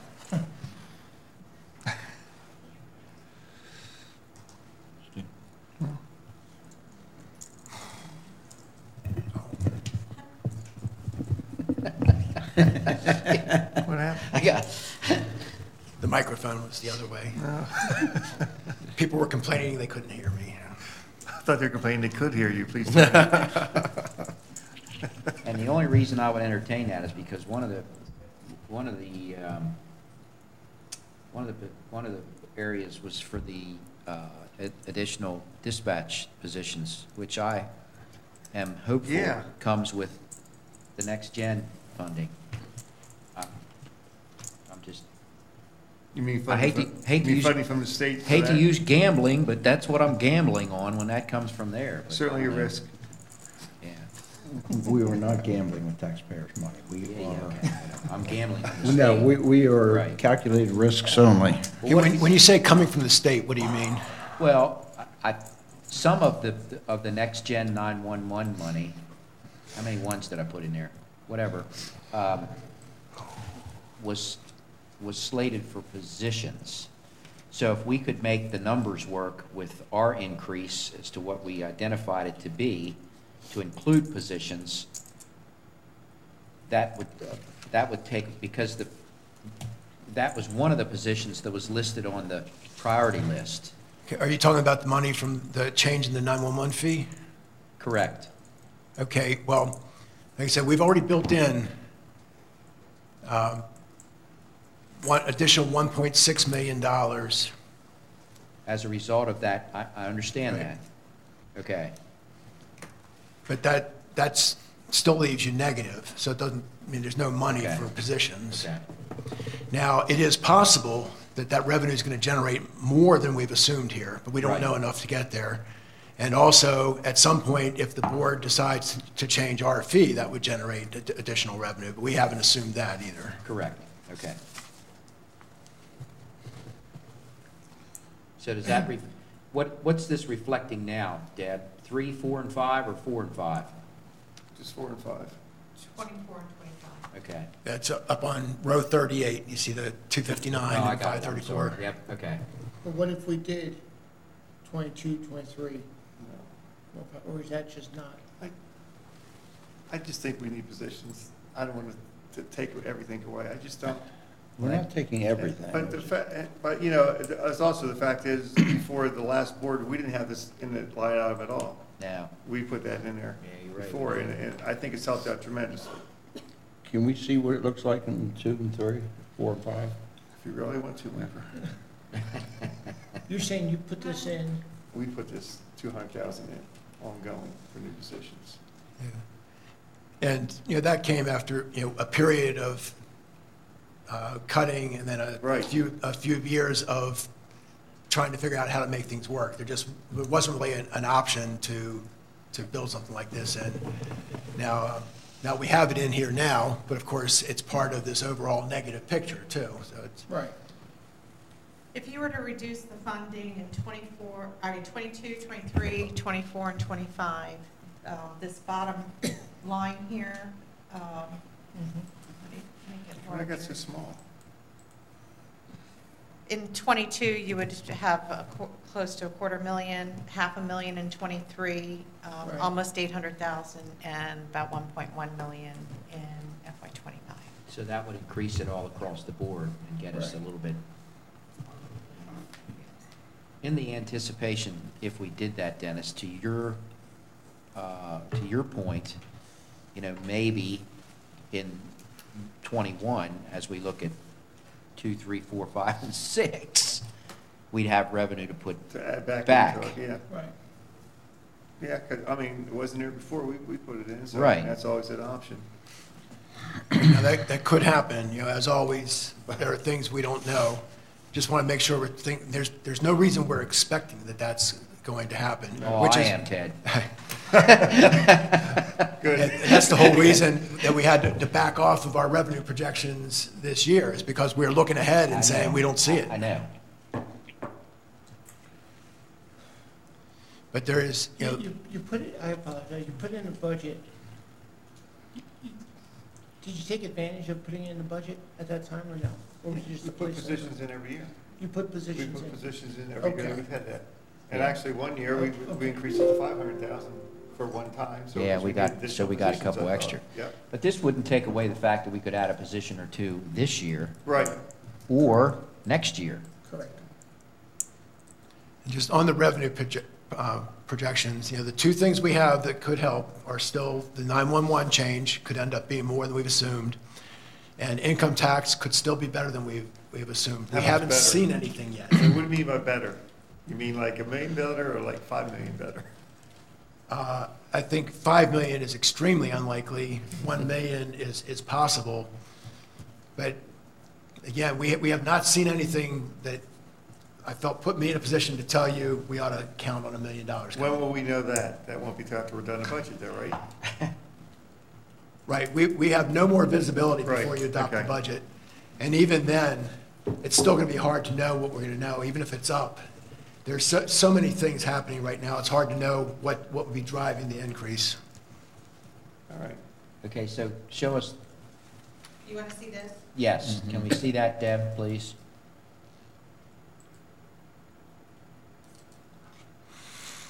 She's so slow. Okay, don't do that, Deb, please don't do Why that. not? Oh, come on, Hart. Yeah, We lost money? just.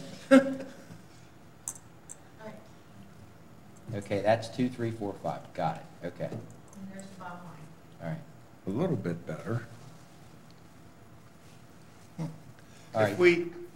If do we want to vote on putting that in there? We have- Well, I was gonna say, that's what I was just getting ready to say, Dennis, if you wanna do that. I'll make a motion to reduce reserve for positions in FY 23 What are we starting at? 2, 4. 22, 23, 24, and 25. second. Okay. And you said reduce, but what you really mean is eliminate. Eliminate, Right, Or eliminate taking at all this of it. point, right. reduce completely.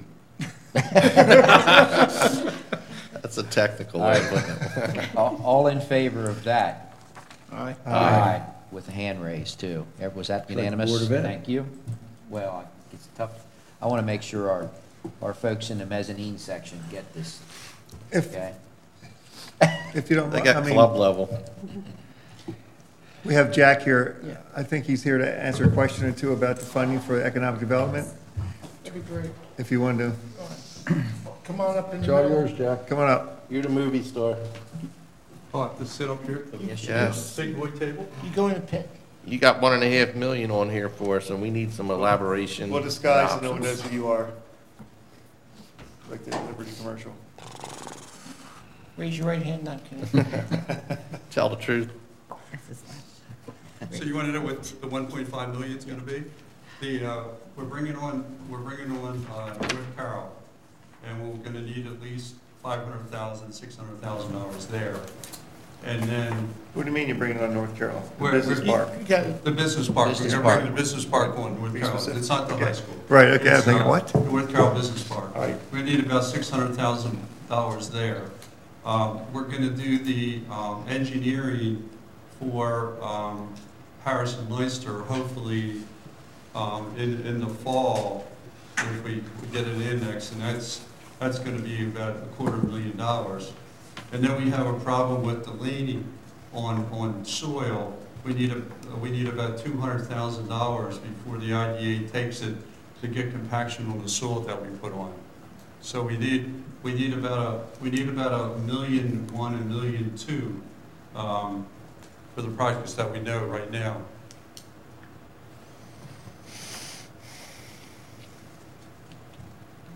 I mean, if you're looking, I mean, I can't say if you're looking for a couple $100,000 more, we don't have it allocated for any of our parks.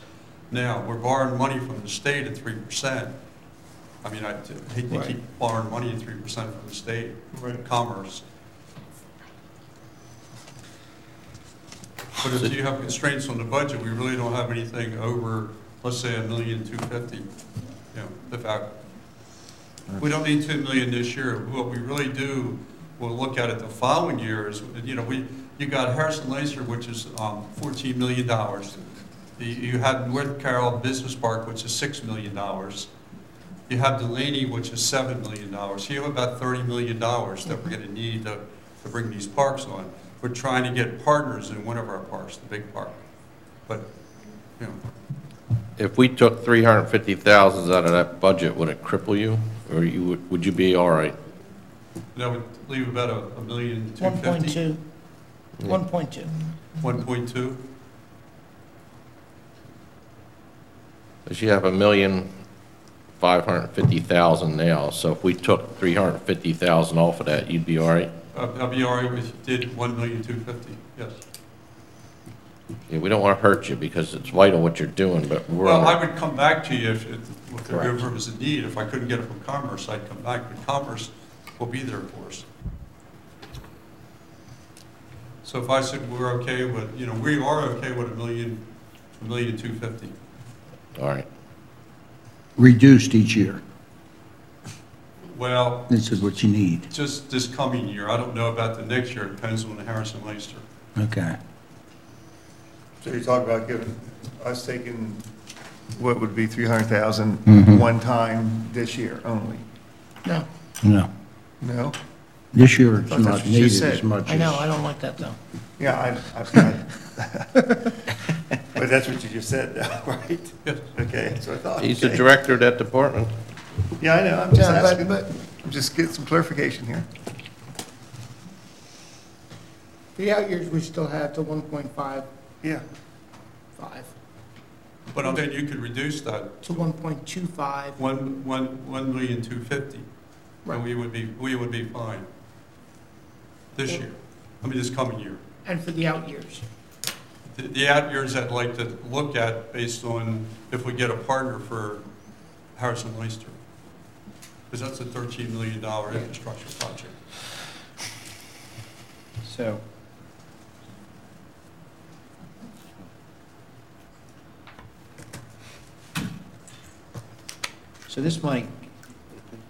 this money that is set aside for this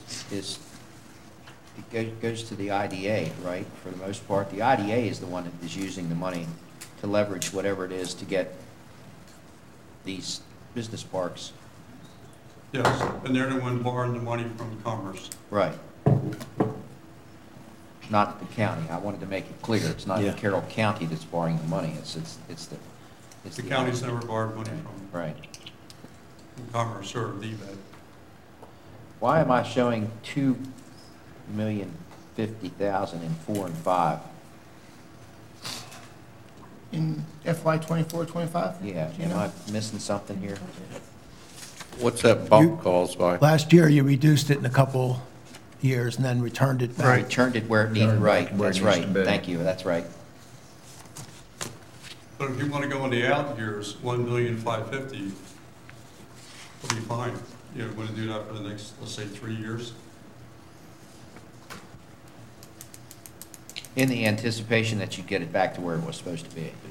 Anticipation that we sell land, land already. I mean, we're talking land prices in North Carroll Business Park at $150,000 an acre, and we're talking Harrison Meister at $500,000 an acre.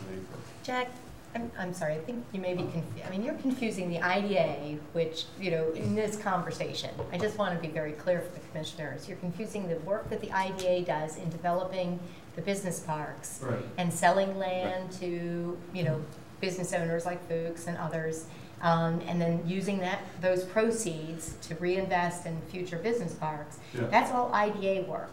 This is specifically, I think the commissioners were asking me about the Infrastructure Development Fund, which is used for training and, attracting businesses and different things. Yeah, we don't know. It's a different. Yeah. It's But at the end of the year, we make a transfer, and we use that money, for infrastructure for the IDA too. in the last several years, that's been. Yeah, well, it's been, So that's why you're referring to this money as being really part of the IDA money. So yeah, what it's you're- been like that before I came back, and it's Larry did it, and I did it, and What you're asking is really for the commissioners, and Ted's talked about this before, to really memorialize, if you're going to continue this idea of transferring money to the IDA, make it a real thing, don't want to speak out of turn, and actually say you're going to transfer X number of dollars to the IDA for these purposes. yeah, you've been doing Because that this for, is really, as Ted said, if you're gonna, if it's a one-time thing that you've been doing for 5 years, it's probably no longer a one-time thing if you want to continue to do it. And if it's really been going on, I don't know, Ted would answer that. well, If it's really been going on at least 14 years on that. that long, then it maybe should be a separate line item and separately identified as such. And so you separate the two issues, so you know what you're actually. We never know about training money. I mean, we just had, we had $50,000 that a company was gonna, for 200 employees, and that didn't happen, so we put the $50,000 back in. Right. Yeah, so we don't, but we mix the money between infrastructure and training. That is true. So, over the past few years, the, say, leftover money, you were transferring money from your budget to the IDA. Yes, we use that for infrastructure. How much money were you transferring at the end of the year? This year, we'll probably transfer about $600,000. What about last year? Last year, we didn't transfer much, a couple $100,000. Okay. So it sounds like it'd be safe to say, out of the 1.5 million, 1.55 million, if we reduced it to 1.25, It would be fine. you'd be fine, to include the out years. Yes, All of the out years? You got, I would say yes. Because we could go, at that point, we'll have enough infrastructure to sell land, or we borrow money from, the IDA would borrow money from Commerce. Right.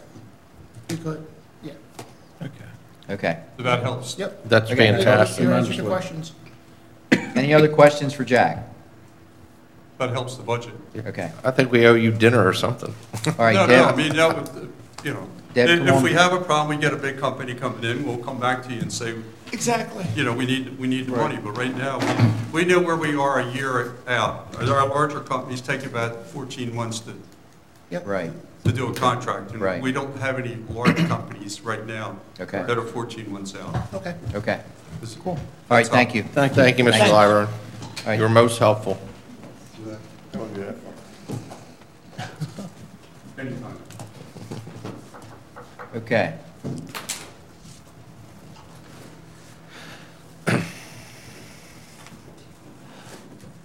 I mean, so with that said, I'll make the motion to move it from 1.55 to 1.25 million Second. For all the years? for all the years. Which is going to have hopefully a very good impact. See on what 24, happens. 25.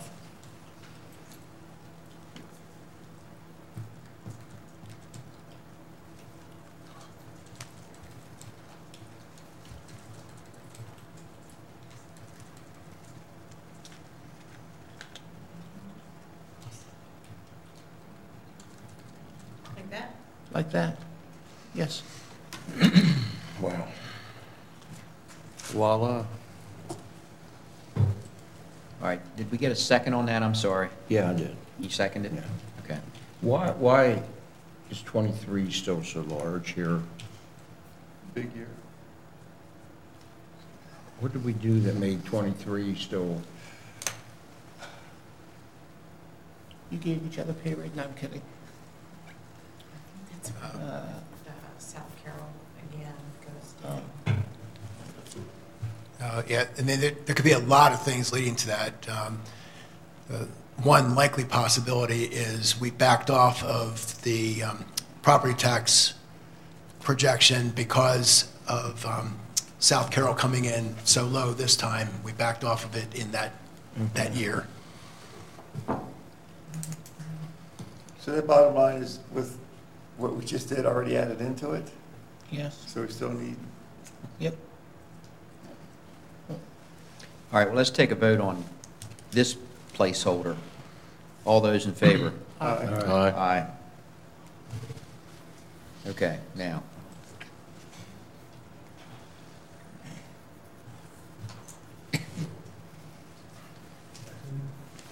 That was a good chunk at least.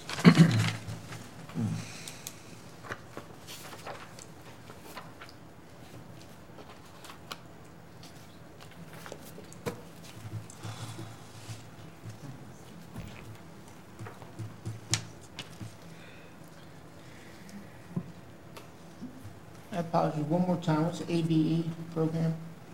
Adult Basic Education. Explain to us the difference, reduce to match and eliminate, what's the, We currently put in more than the required match, so I think it was about 80,000 if I remember right, but you could reduce our overmatch without causing any other change, but if we reduce below the match, then they would lose state funding as well. If we completely eliminated our funding, not only would they lose our funding, but they would lose State a funding. comparable amount from the Right. state. now what impact, if you reduce to the match, does that have on community college? Well, they would offer fewer services to the people that are going through the adult basic education. I mean, somebody that they're serving now wouldn't get served. and these people, without the education, I mean, once they go through this, they become much more productive citizens in Carroll County. I mean, that's why it's there. I would strongly advise against not touching that. It's only, what, $80,000 or whatever it is? I think it's gonna really hurt us in the future, my opinion. Could we just take a portion? From my understanding, Oh, is it all used? oh yeah, it's tight as heck. Yeah, it's used. The 80,000 is, they use it all each year? We don't have any visibility on that, so I can't answer that with confidence. And I don't mean that to suggest they're Yeah. not spending. I'm just saying, I don't know. It's not something you see. Yeah, this is one of those things where, we send them a check, we see the check go out, but we don't see how it's spent.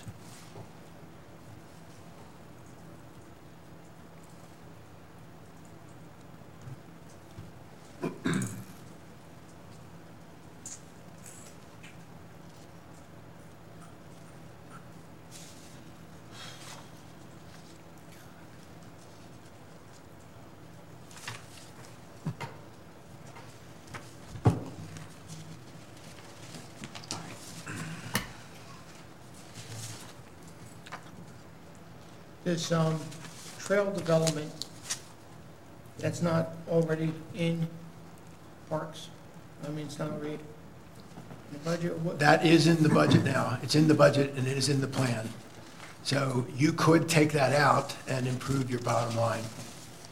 And that's the one where I was saying, it's basically a contingency. It's there in case an opportunity comes up out of the budget cycle.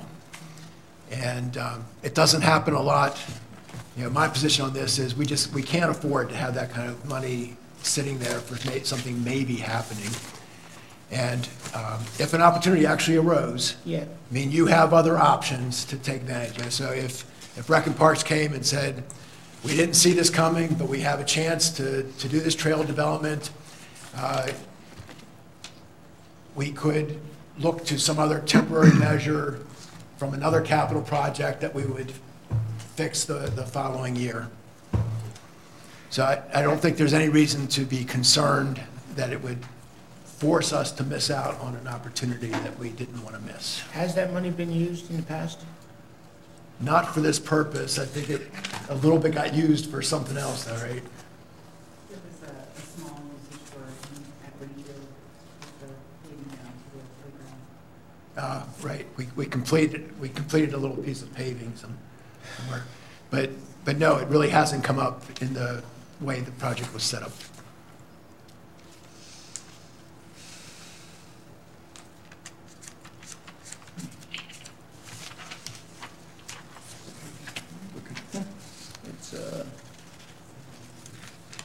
Is that the kind of thing where open space funding could be used, I wonder, Ted, in lieu of the trail development? I mean, that's a place we could maybe get it from, right, if we had to. I don't know. Yeah, well. Isn't that the same Right, deal? It was set up, well, yes, program open space can go to these projects. This was set up with the idea if something that happens out of the budget cycle, so then you wouldn't be able to go there. Okay. But like I said, I really don't see that as being a significant problem for us. And weighed against the other choices you're making, it's hard for me to argue that this is a good place to keep the money sitting. Right.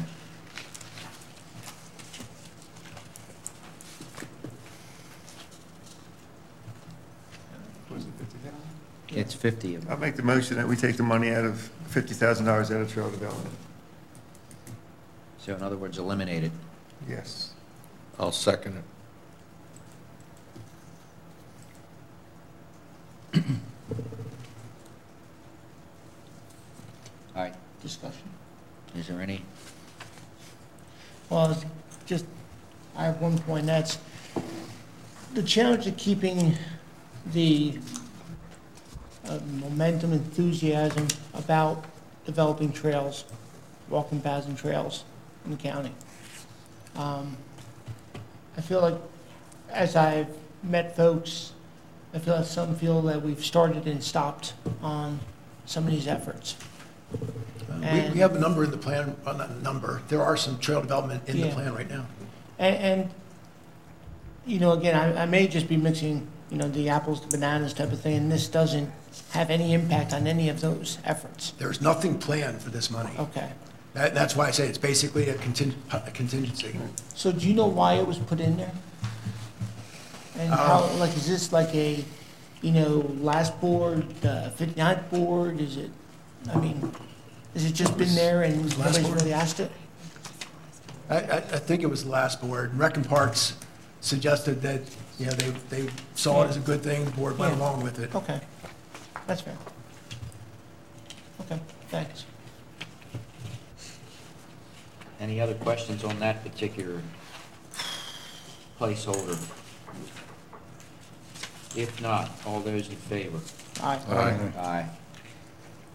What about the facilities asset management and work order system? You know, like I said earlier, they have arguments for doing it. I don't have any argument that it would be a bad thing to do, but they don't have it now. I mean, you can choose not to move ahead with this. Yeah, it's just like the two other ones they asked for that are not in the recommendation now. They're good arguments for them as well. We're stuck making some choices. Oh, this is not what was briefed last week? This system? This one is included in the budget now, so you can stop this and improve your bottom line. The other two they talked about are not in the recommendation now, so to do them, you would actually have to identify funding to put towards them.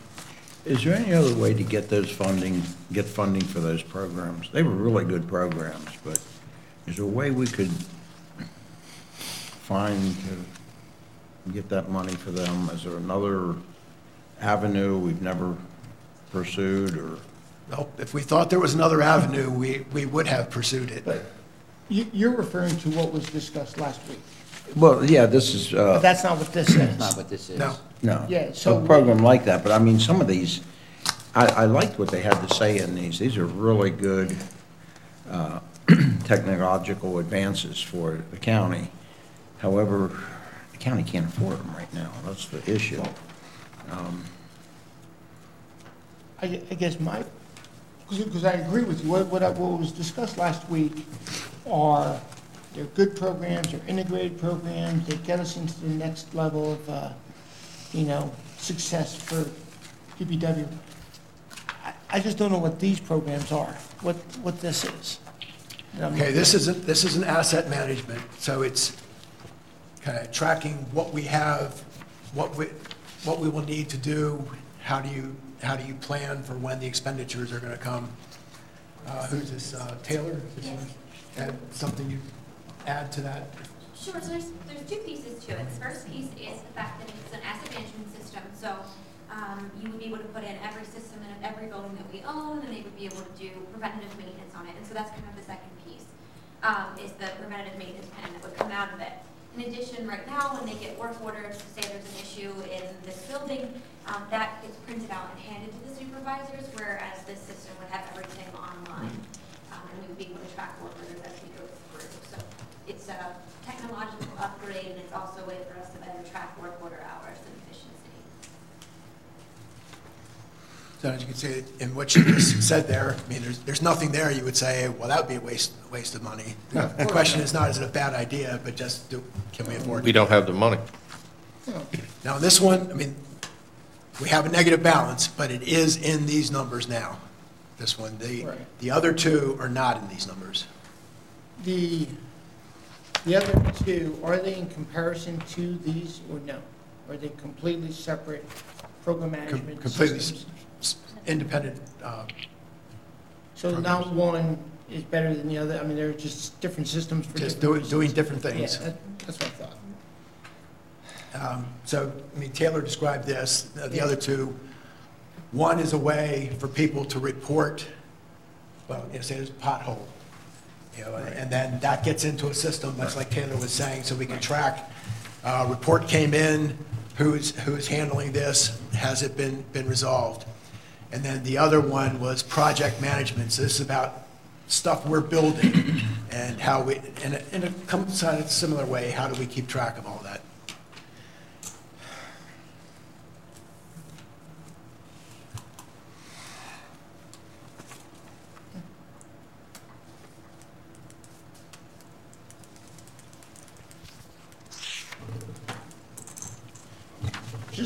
There's just not a lot to choose from.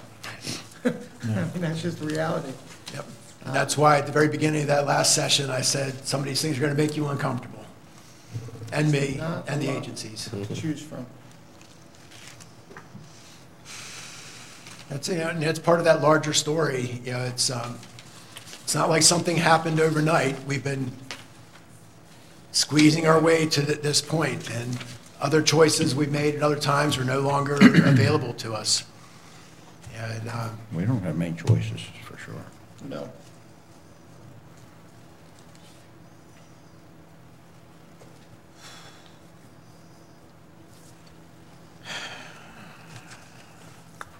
Well, I mean, we may have some when we talk to Health Department, Ed Singer. Hear his. well, I don't think Ed's going to have anything to offer to you that's going to say, okay, go ahead and take that, it won't be a No, problem. He won't, but he'll share with us his insight, input, and ideas, and then we will have to make those decisions whether they're worth that much money or not. I mean, We need to that's see where that part of it. money Right. went and where it's going to. And we really Yeah, don't know. I mean, like you said, every one of these is a good idea, and every one of these is for the betterment of our community and county. Got it, but, just like Jack did a few minutes ago, walked us through, and we were able to make a decision. Ted, I know we have Thursday afternoon today, Thursday afternoon, then when is the next budget date, work session date? Library. Thursday afternoon. A week. Thursday, the 18th. The week from Thursday, okay. So unfortunately, Ed Singer's not available this Thursday, not easily. He's in a statewide meeting all day, so he can miss it if you want him to. On a sort of unrelated but related, can we have somebody from the state's attorney's office come in and talk to us about the early intervention program? I'd like to, because we do fund that completely, I'd like to hear a little bit more about it. Which program, Dennis? Early intervention. Oh, Who is that? well, It's I guess the best way to say it, if you're a drug abuser, they try to get you in this program to try to help you out, but I've heard some things about it. I just want to ask a few questions, and if we're funding it completely, I just want to see what it actually does, not from anecdotal stories from other people. Is it tied to drug court or no? It's like, it gets you before drug court does. Okay.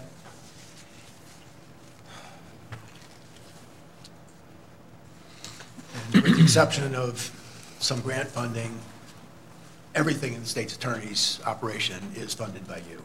Right.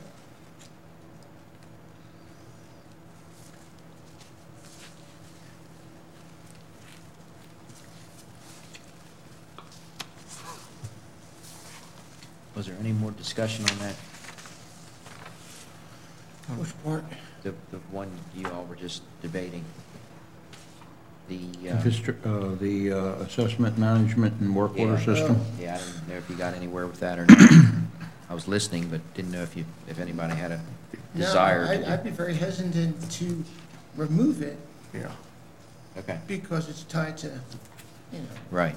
Looking at the, efficiencies and everything we're Right. doing in this county. I mean, okay.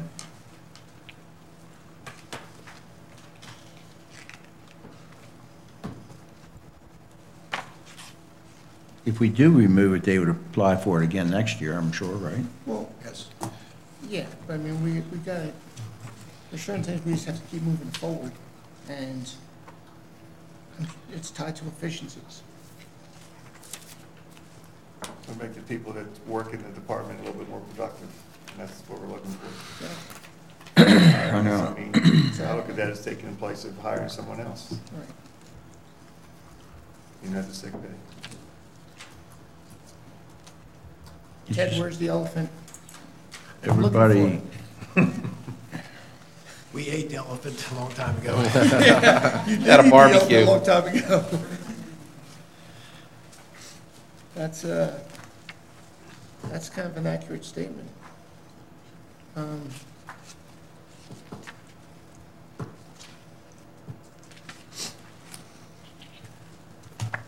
Are there any other ideas out of the enterprise funds to address, or that could be addressed? To help this? Yeah. No. I mean, basically, the nature of them, they sit outside of the general fund. Right. You can't, in a sense, make money in the enterprise fund Right. to support the general fund. So, I mean, I don't think there is any money, but even if there was, you couldn't use it that way.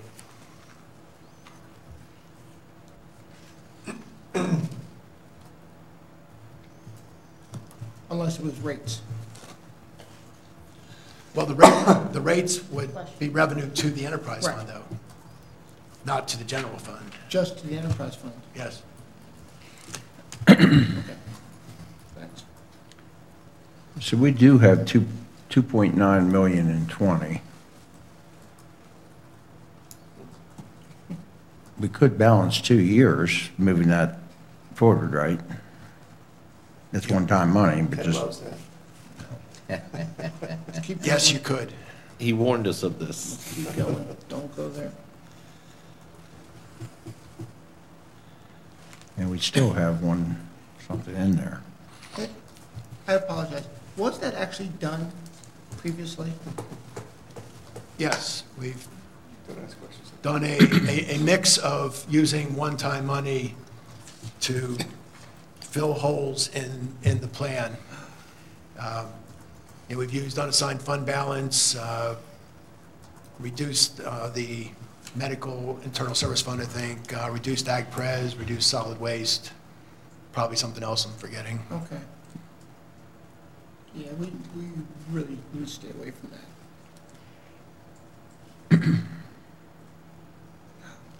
Okay. Could we take, say, $1 million of FY '20 and put it back into our reserves? Well, I wouldn't put it in the reserves because it doesn't really exist yet. If we end up with a balance in fiscal year '20 and everything else is fixed, what I would actually suggest is that we back off of some of our revenue estimates in fiscal year '20 so that we have less concern about whether we make them or not. To the extent it comes in, that will create unassigned fund balance that you can then use in a future year, either to put in reserves Yeah. or for to budget for something. So we really have to be careful about spending that. Yes, Just because it's there, Right. you don't have to. yeah, and my concern isn't so much about spending it as it is in making the future work by spending it. And, you know, the first time we did something like this, yeah, I think my reaction was kind of, okay, maybe not something I would suggest, but no reason why you can't do it. But then, over time, we've been doing it repeatedly, and in some years more. So, you know, my concern is we're becoming dependent on using these things to keep fixing the plan rather than having a plan that actually works. Right. Is there, I agree with you, and I appreciate that. I appreciate that continued theme that we don't rob Peter, pay Paul approach. Is there anything, fleet services that we're not using? And in what? Fleet services, vehicles, you know, I don't think there's an easy yes there. Now, a small part of fleet, which is the pool of cars people use for doing things, right. the demand there is greater than our supply. So, I mean, you could change the approach, but it's not like there's obviously unused vehicles. The vehicles that are in daily use are in daily use. You can only reduce that by saying somebody is not going to be able to get around. The one place where arguably the vehicles aren't always in use is snow plows. But the situation there is you only need them when you need them. Now, a lot of those trucks are on the road every day. But yeah, you could have a smaller fleet, I believe, but then you would be hamstrung when it came time to do snow. Or just designed to have it contracted out. Well, we do contract out some of our routes. I think, and this is something Public Works would address better than I do, but I think there would be concern about how much of this ends up in contracted hands rather than our employees, and also concern, are there enough contractors to do it? Understood. But And what we use for contractors, I think, is more about our subdivisions than it is our main roads, Yeah. with lighter vehicles. Now, the expense of all those trucks are out there. I mean, I don't know what it is, but it's significant. Could we delay the replacement of some of those on an ongoing basis and stretch them out a little further? You could. I would argue if you do that, it would get you one-time money. I mean, you could shift it back a year, but it doesn't create ongoing money for you. But I would argue against doing it. I think we're already pretty prudent on how long we keep things. We don't replace things. Well, 5 years is up. Let's go get a new something. All of our vehicles are evaluated every year on basically what's it costing us to maintain this vehicle, and does that still make sense? So we're replacing them when we believe we need to be replacing them. Not because we've hit a certain mileage or a certain number of years. I think reducing our effort there would it'd be another one of those things where you're creating problems for yourself.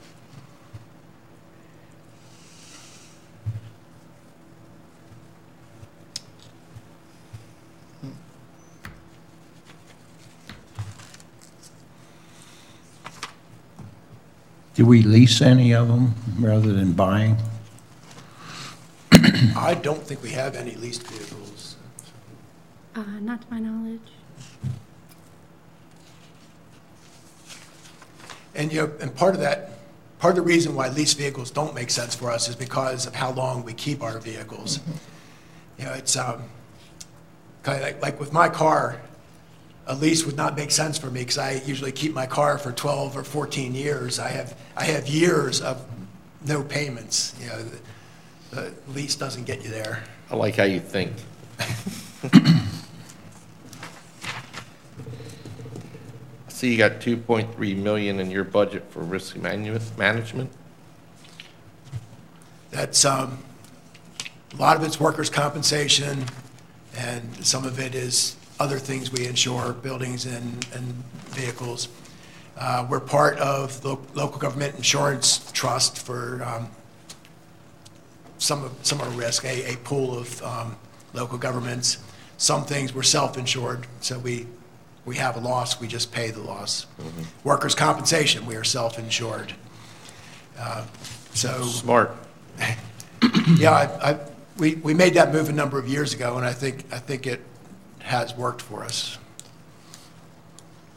It's why I'm always reminding people that when you get hurt, we're paying that bill. Every dollar we're spending on that is a dollar that's not available for some other purpose. Mm-hmm.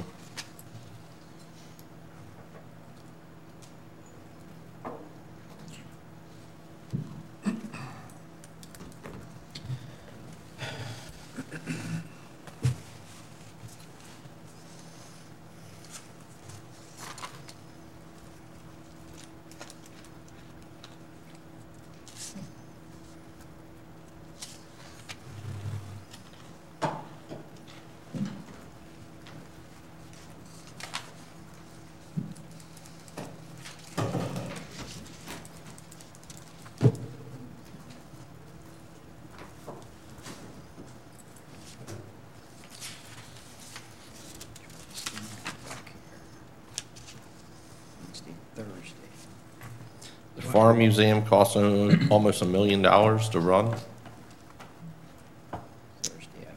What type of return on investment do we get on that? we do get some revenue, nowhere near as much as the cost of it.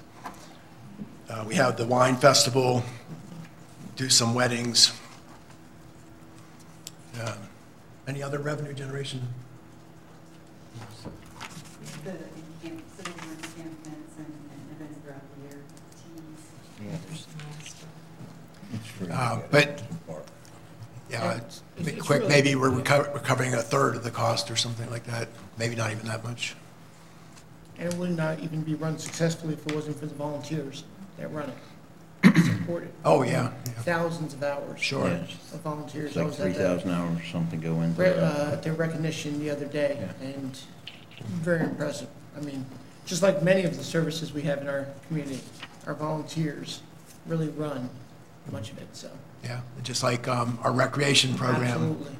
Howard County, Yeah. a lot of the programs are people who are being paid to do them. Almost all of ours is volunteers. Yeah, I agree. Quit paying debt service, we'd have all kind of money. You also wouldn't have some of Yeah, we wouldn't be here. Yeah, what you have, right? I think they foreclosed Okay, on I'm us. sorry, I understated. That was in 18. 20's budget.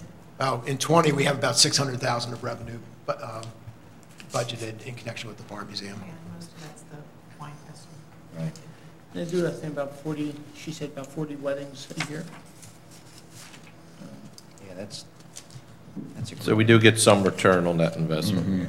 Well, That's a big draw. Yeah. For the county, for all kind of things. the return for me is the fact that it's there. Exactly. It's the only one in Yeah. Maryland. I mean, it is Yeah. it As a- is really a model for our country, this Farm Museum. As a child, my dad used to take me to the Fiddlers Convention. Just shooting from the hip, Ted, as I continue to try to do, is I've looked at this thing over and over and over again over the last month and a half. Would there be any advantage to do anything with something like the money we set aside for paving, for our pavement management that we do? And this is something coming from the gravel road guy. I Yeah. know. I was gonna say, But I know we've got quite a few dollars in there that we've put in to look out over the years in order to make sure that we do that. And this is another one of those things, if you don't fix them, you're in bad shape. Yeah, well, yes, well, that's huge. But we can reduce it, but it can only be reduced by just saying we're going to do fewer roads. Well, right, but that was one of the things that I was looking at to see if, because I don't know how many millions are in there, but I know in the out years, I mean, it's double digit, right? Got 7.2 million in roads here. Yeah, no, you wouldn't want to be in the capital budget. Oh, I'm You'd have to sorry. go- I'm talking about the pavement In management. 20, we have 12.7, going up to 15.9 in 25. Now, I think we would say that level of funding is allowing us to keep the road system as a whole in satisfactory condition, not excellent condition. And in fact, we know we have some roads that deteriorate badly, because at some point we say, it's better to spend the money to keep these 10 roads in good shape than it is to do this road now. At some point, someday we'll have to get to it, and then we do have to get to it in a more expensive way. But this isn't enough to allow us to totally avoid those I understand that. choices. I was looking for a little bit. But, and that does not include the gravel road, the paved road. We have no money budgeted or planned for unpaved roads. Yeah. Unpaved roads. Yeah. Although an interesting thing I've come across a couple times, there are some jurisdictions who are actually allowing paved roads to turn back into unpaved roads because they don't feel like they can afford to keep them. Yeah. Not suggesting that. You're killing me, Zaleski. It is expensive. All right, it was on a little list of things that I thought maybe if we really get down to an area that we would have to find something. Yeah, and that falls into the big category I said. I mean, there are lots of choices we can make as Right. long as we're willing to recognize reducing the funding means a reduced level of service Right. and be okay with that. Right. You know, one of the difficulties of, and when we went through the last recession is we made a lot of expenditure side changes without making corresponding service level choices. So when I say, you know, when I talk about the pressure on providing services, that's a big part of what I'm talking about. And it was understandable in the beginning when we thought maybe we just need to hang on for a year or two, but now we're at 10 years.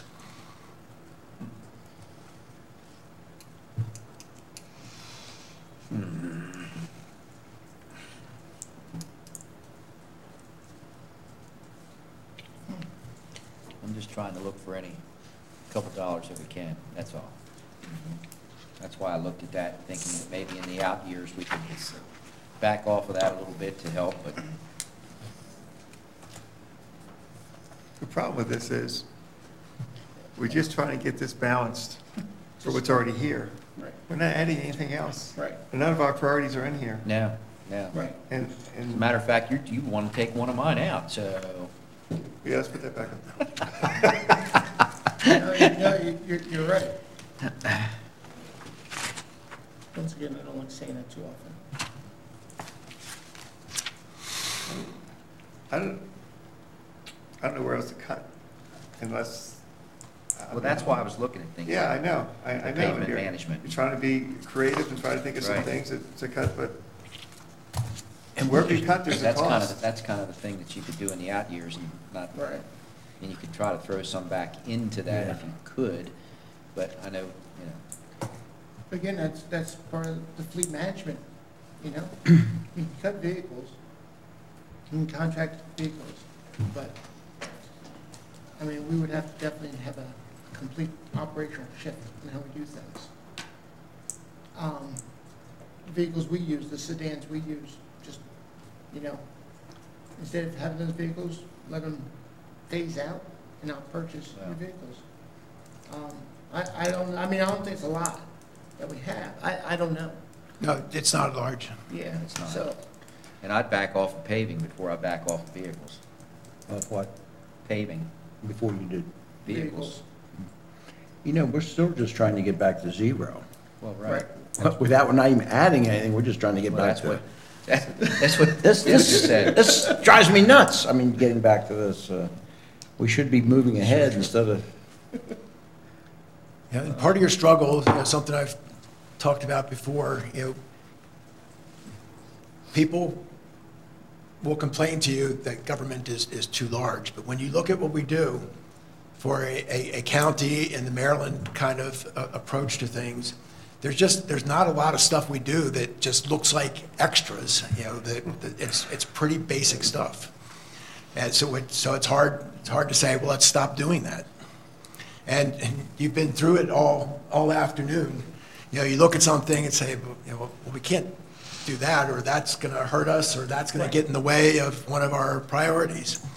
And it's going to be true of almost everything. And we're at the bottom from federal and state mandates that come down the line that are unfunded. oh, yeah. Yes. Once it gets put in their budget, we have no discretion on it. Yep, and that's a huge part of your budget. Somebody else telling you you have to do this. Everything runs downhill. Did we get any increase Like from the sewage. state with the HUR, highway user revenue? Did we get anything, Ted, do you know, this year?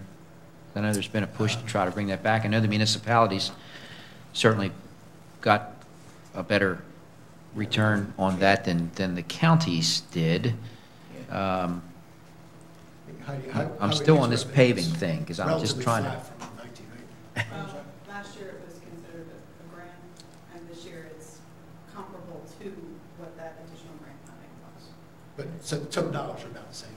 Okay, yeah, so no, we haven't seen an increase. And we actually have an increased concern about it, though, because none of this is a legislated formula anymore. No, it's all about. So they can more easily Handshake. take it away. And, you know, there's always talk down there about returning this money, and I don't believe for a minute that ever going to get anywhere near where we once were. I mean, the state has too many things they're trying to figure out to come up with the pot of money they need to give us all back the highway user revenue.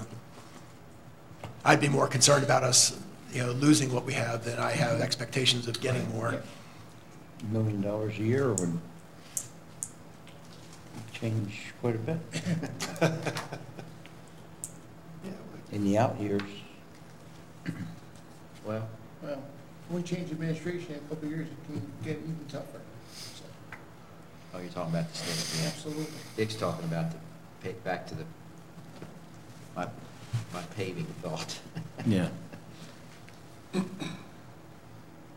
We should treat Carroll County like a club, and everyone has to pay a $10 a year annual membership fee to be here. That's called the Columbia Association. I mean, No. a direct, Yeah, that's exactly. per what it is. head, $10 a person. Columbia Association is something we do not want. Okay, so what were your expectations for today? None. So we. You're satisfied. Exactly what you got. You met your objective. You You exceeded expectations. You met your objective. I actually didn't think that we'd get this far, to be very honest with you. I mean, maybe it is a good time. Were you saying that as a result of maybe we ought to stop? I'm feeling it.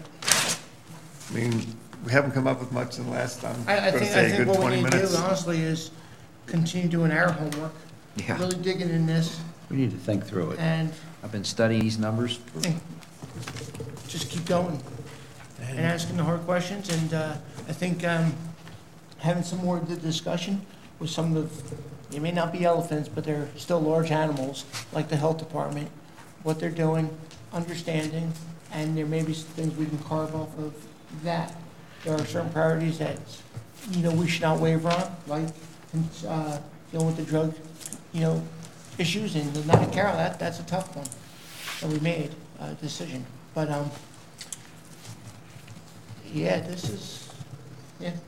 Bringing Mr. Cassingway and Mr. Lyburn in today was very productive for us. So if we could potentially bring in some other directors, maybe they could be as helpful. I'd say if you have specific things you want them to Right. address. Right. Right. Exactly, But not to do a search. right. Yeah, I mean, if any of us think of something, Well, it's Everybody it's wants a to good come in and resource. volunteer less money for the department, that'd be great. So, We'll entertain that.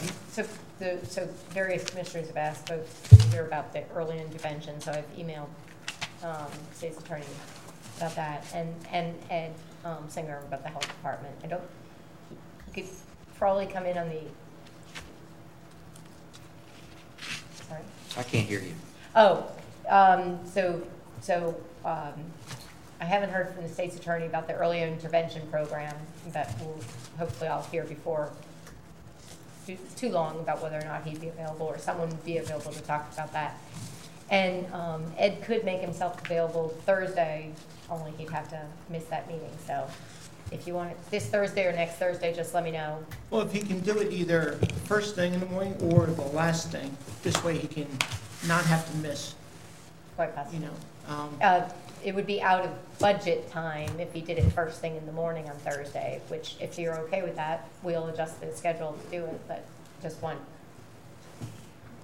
I mean, if it's convenient for him to be able to do that and it still meets our objectives, I'm all for adjusting our open session to listen to that part of the conversation, but I mean, that's up to I agree. all of us.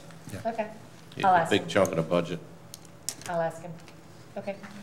And as you're looking through things and thinking about it, if you have questions, just stop me or send emails, and we'll try and get you whatever information you need. And disturb your sleep, Are you if you're think- getting any. Are you thinking we're being too shy on you? Okay.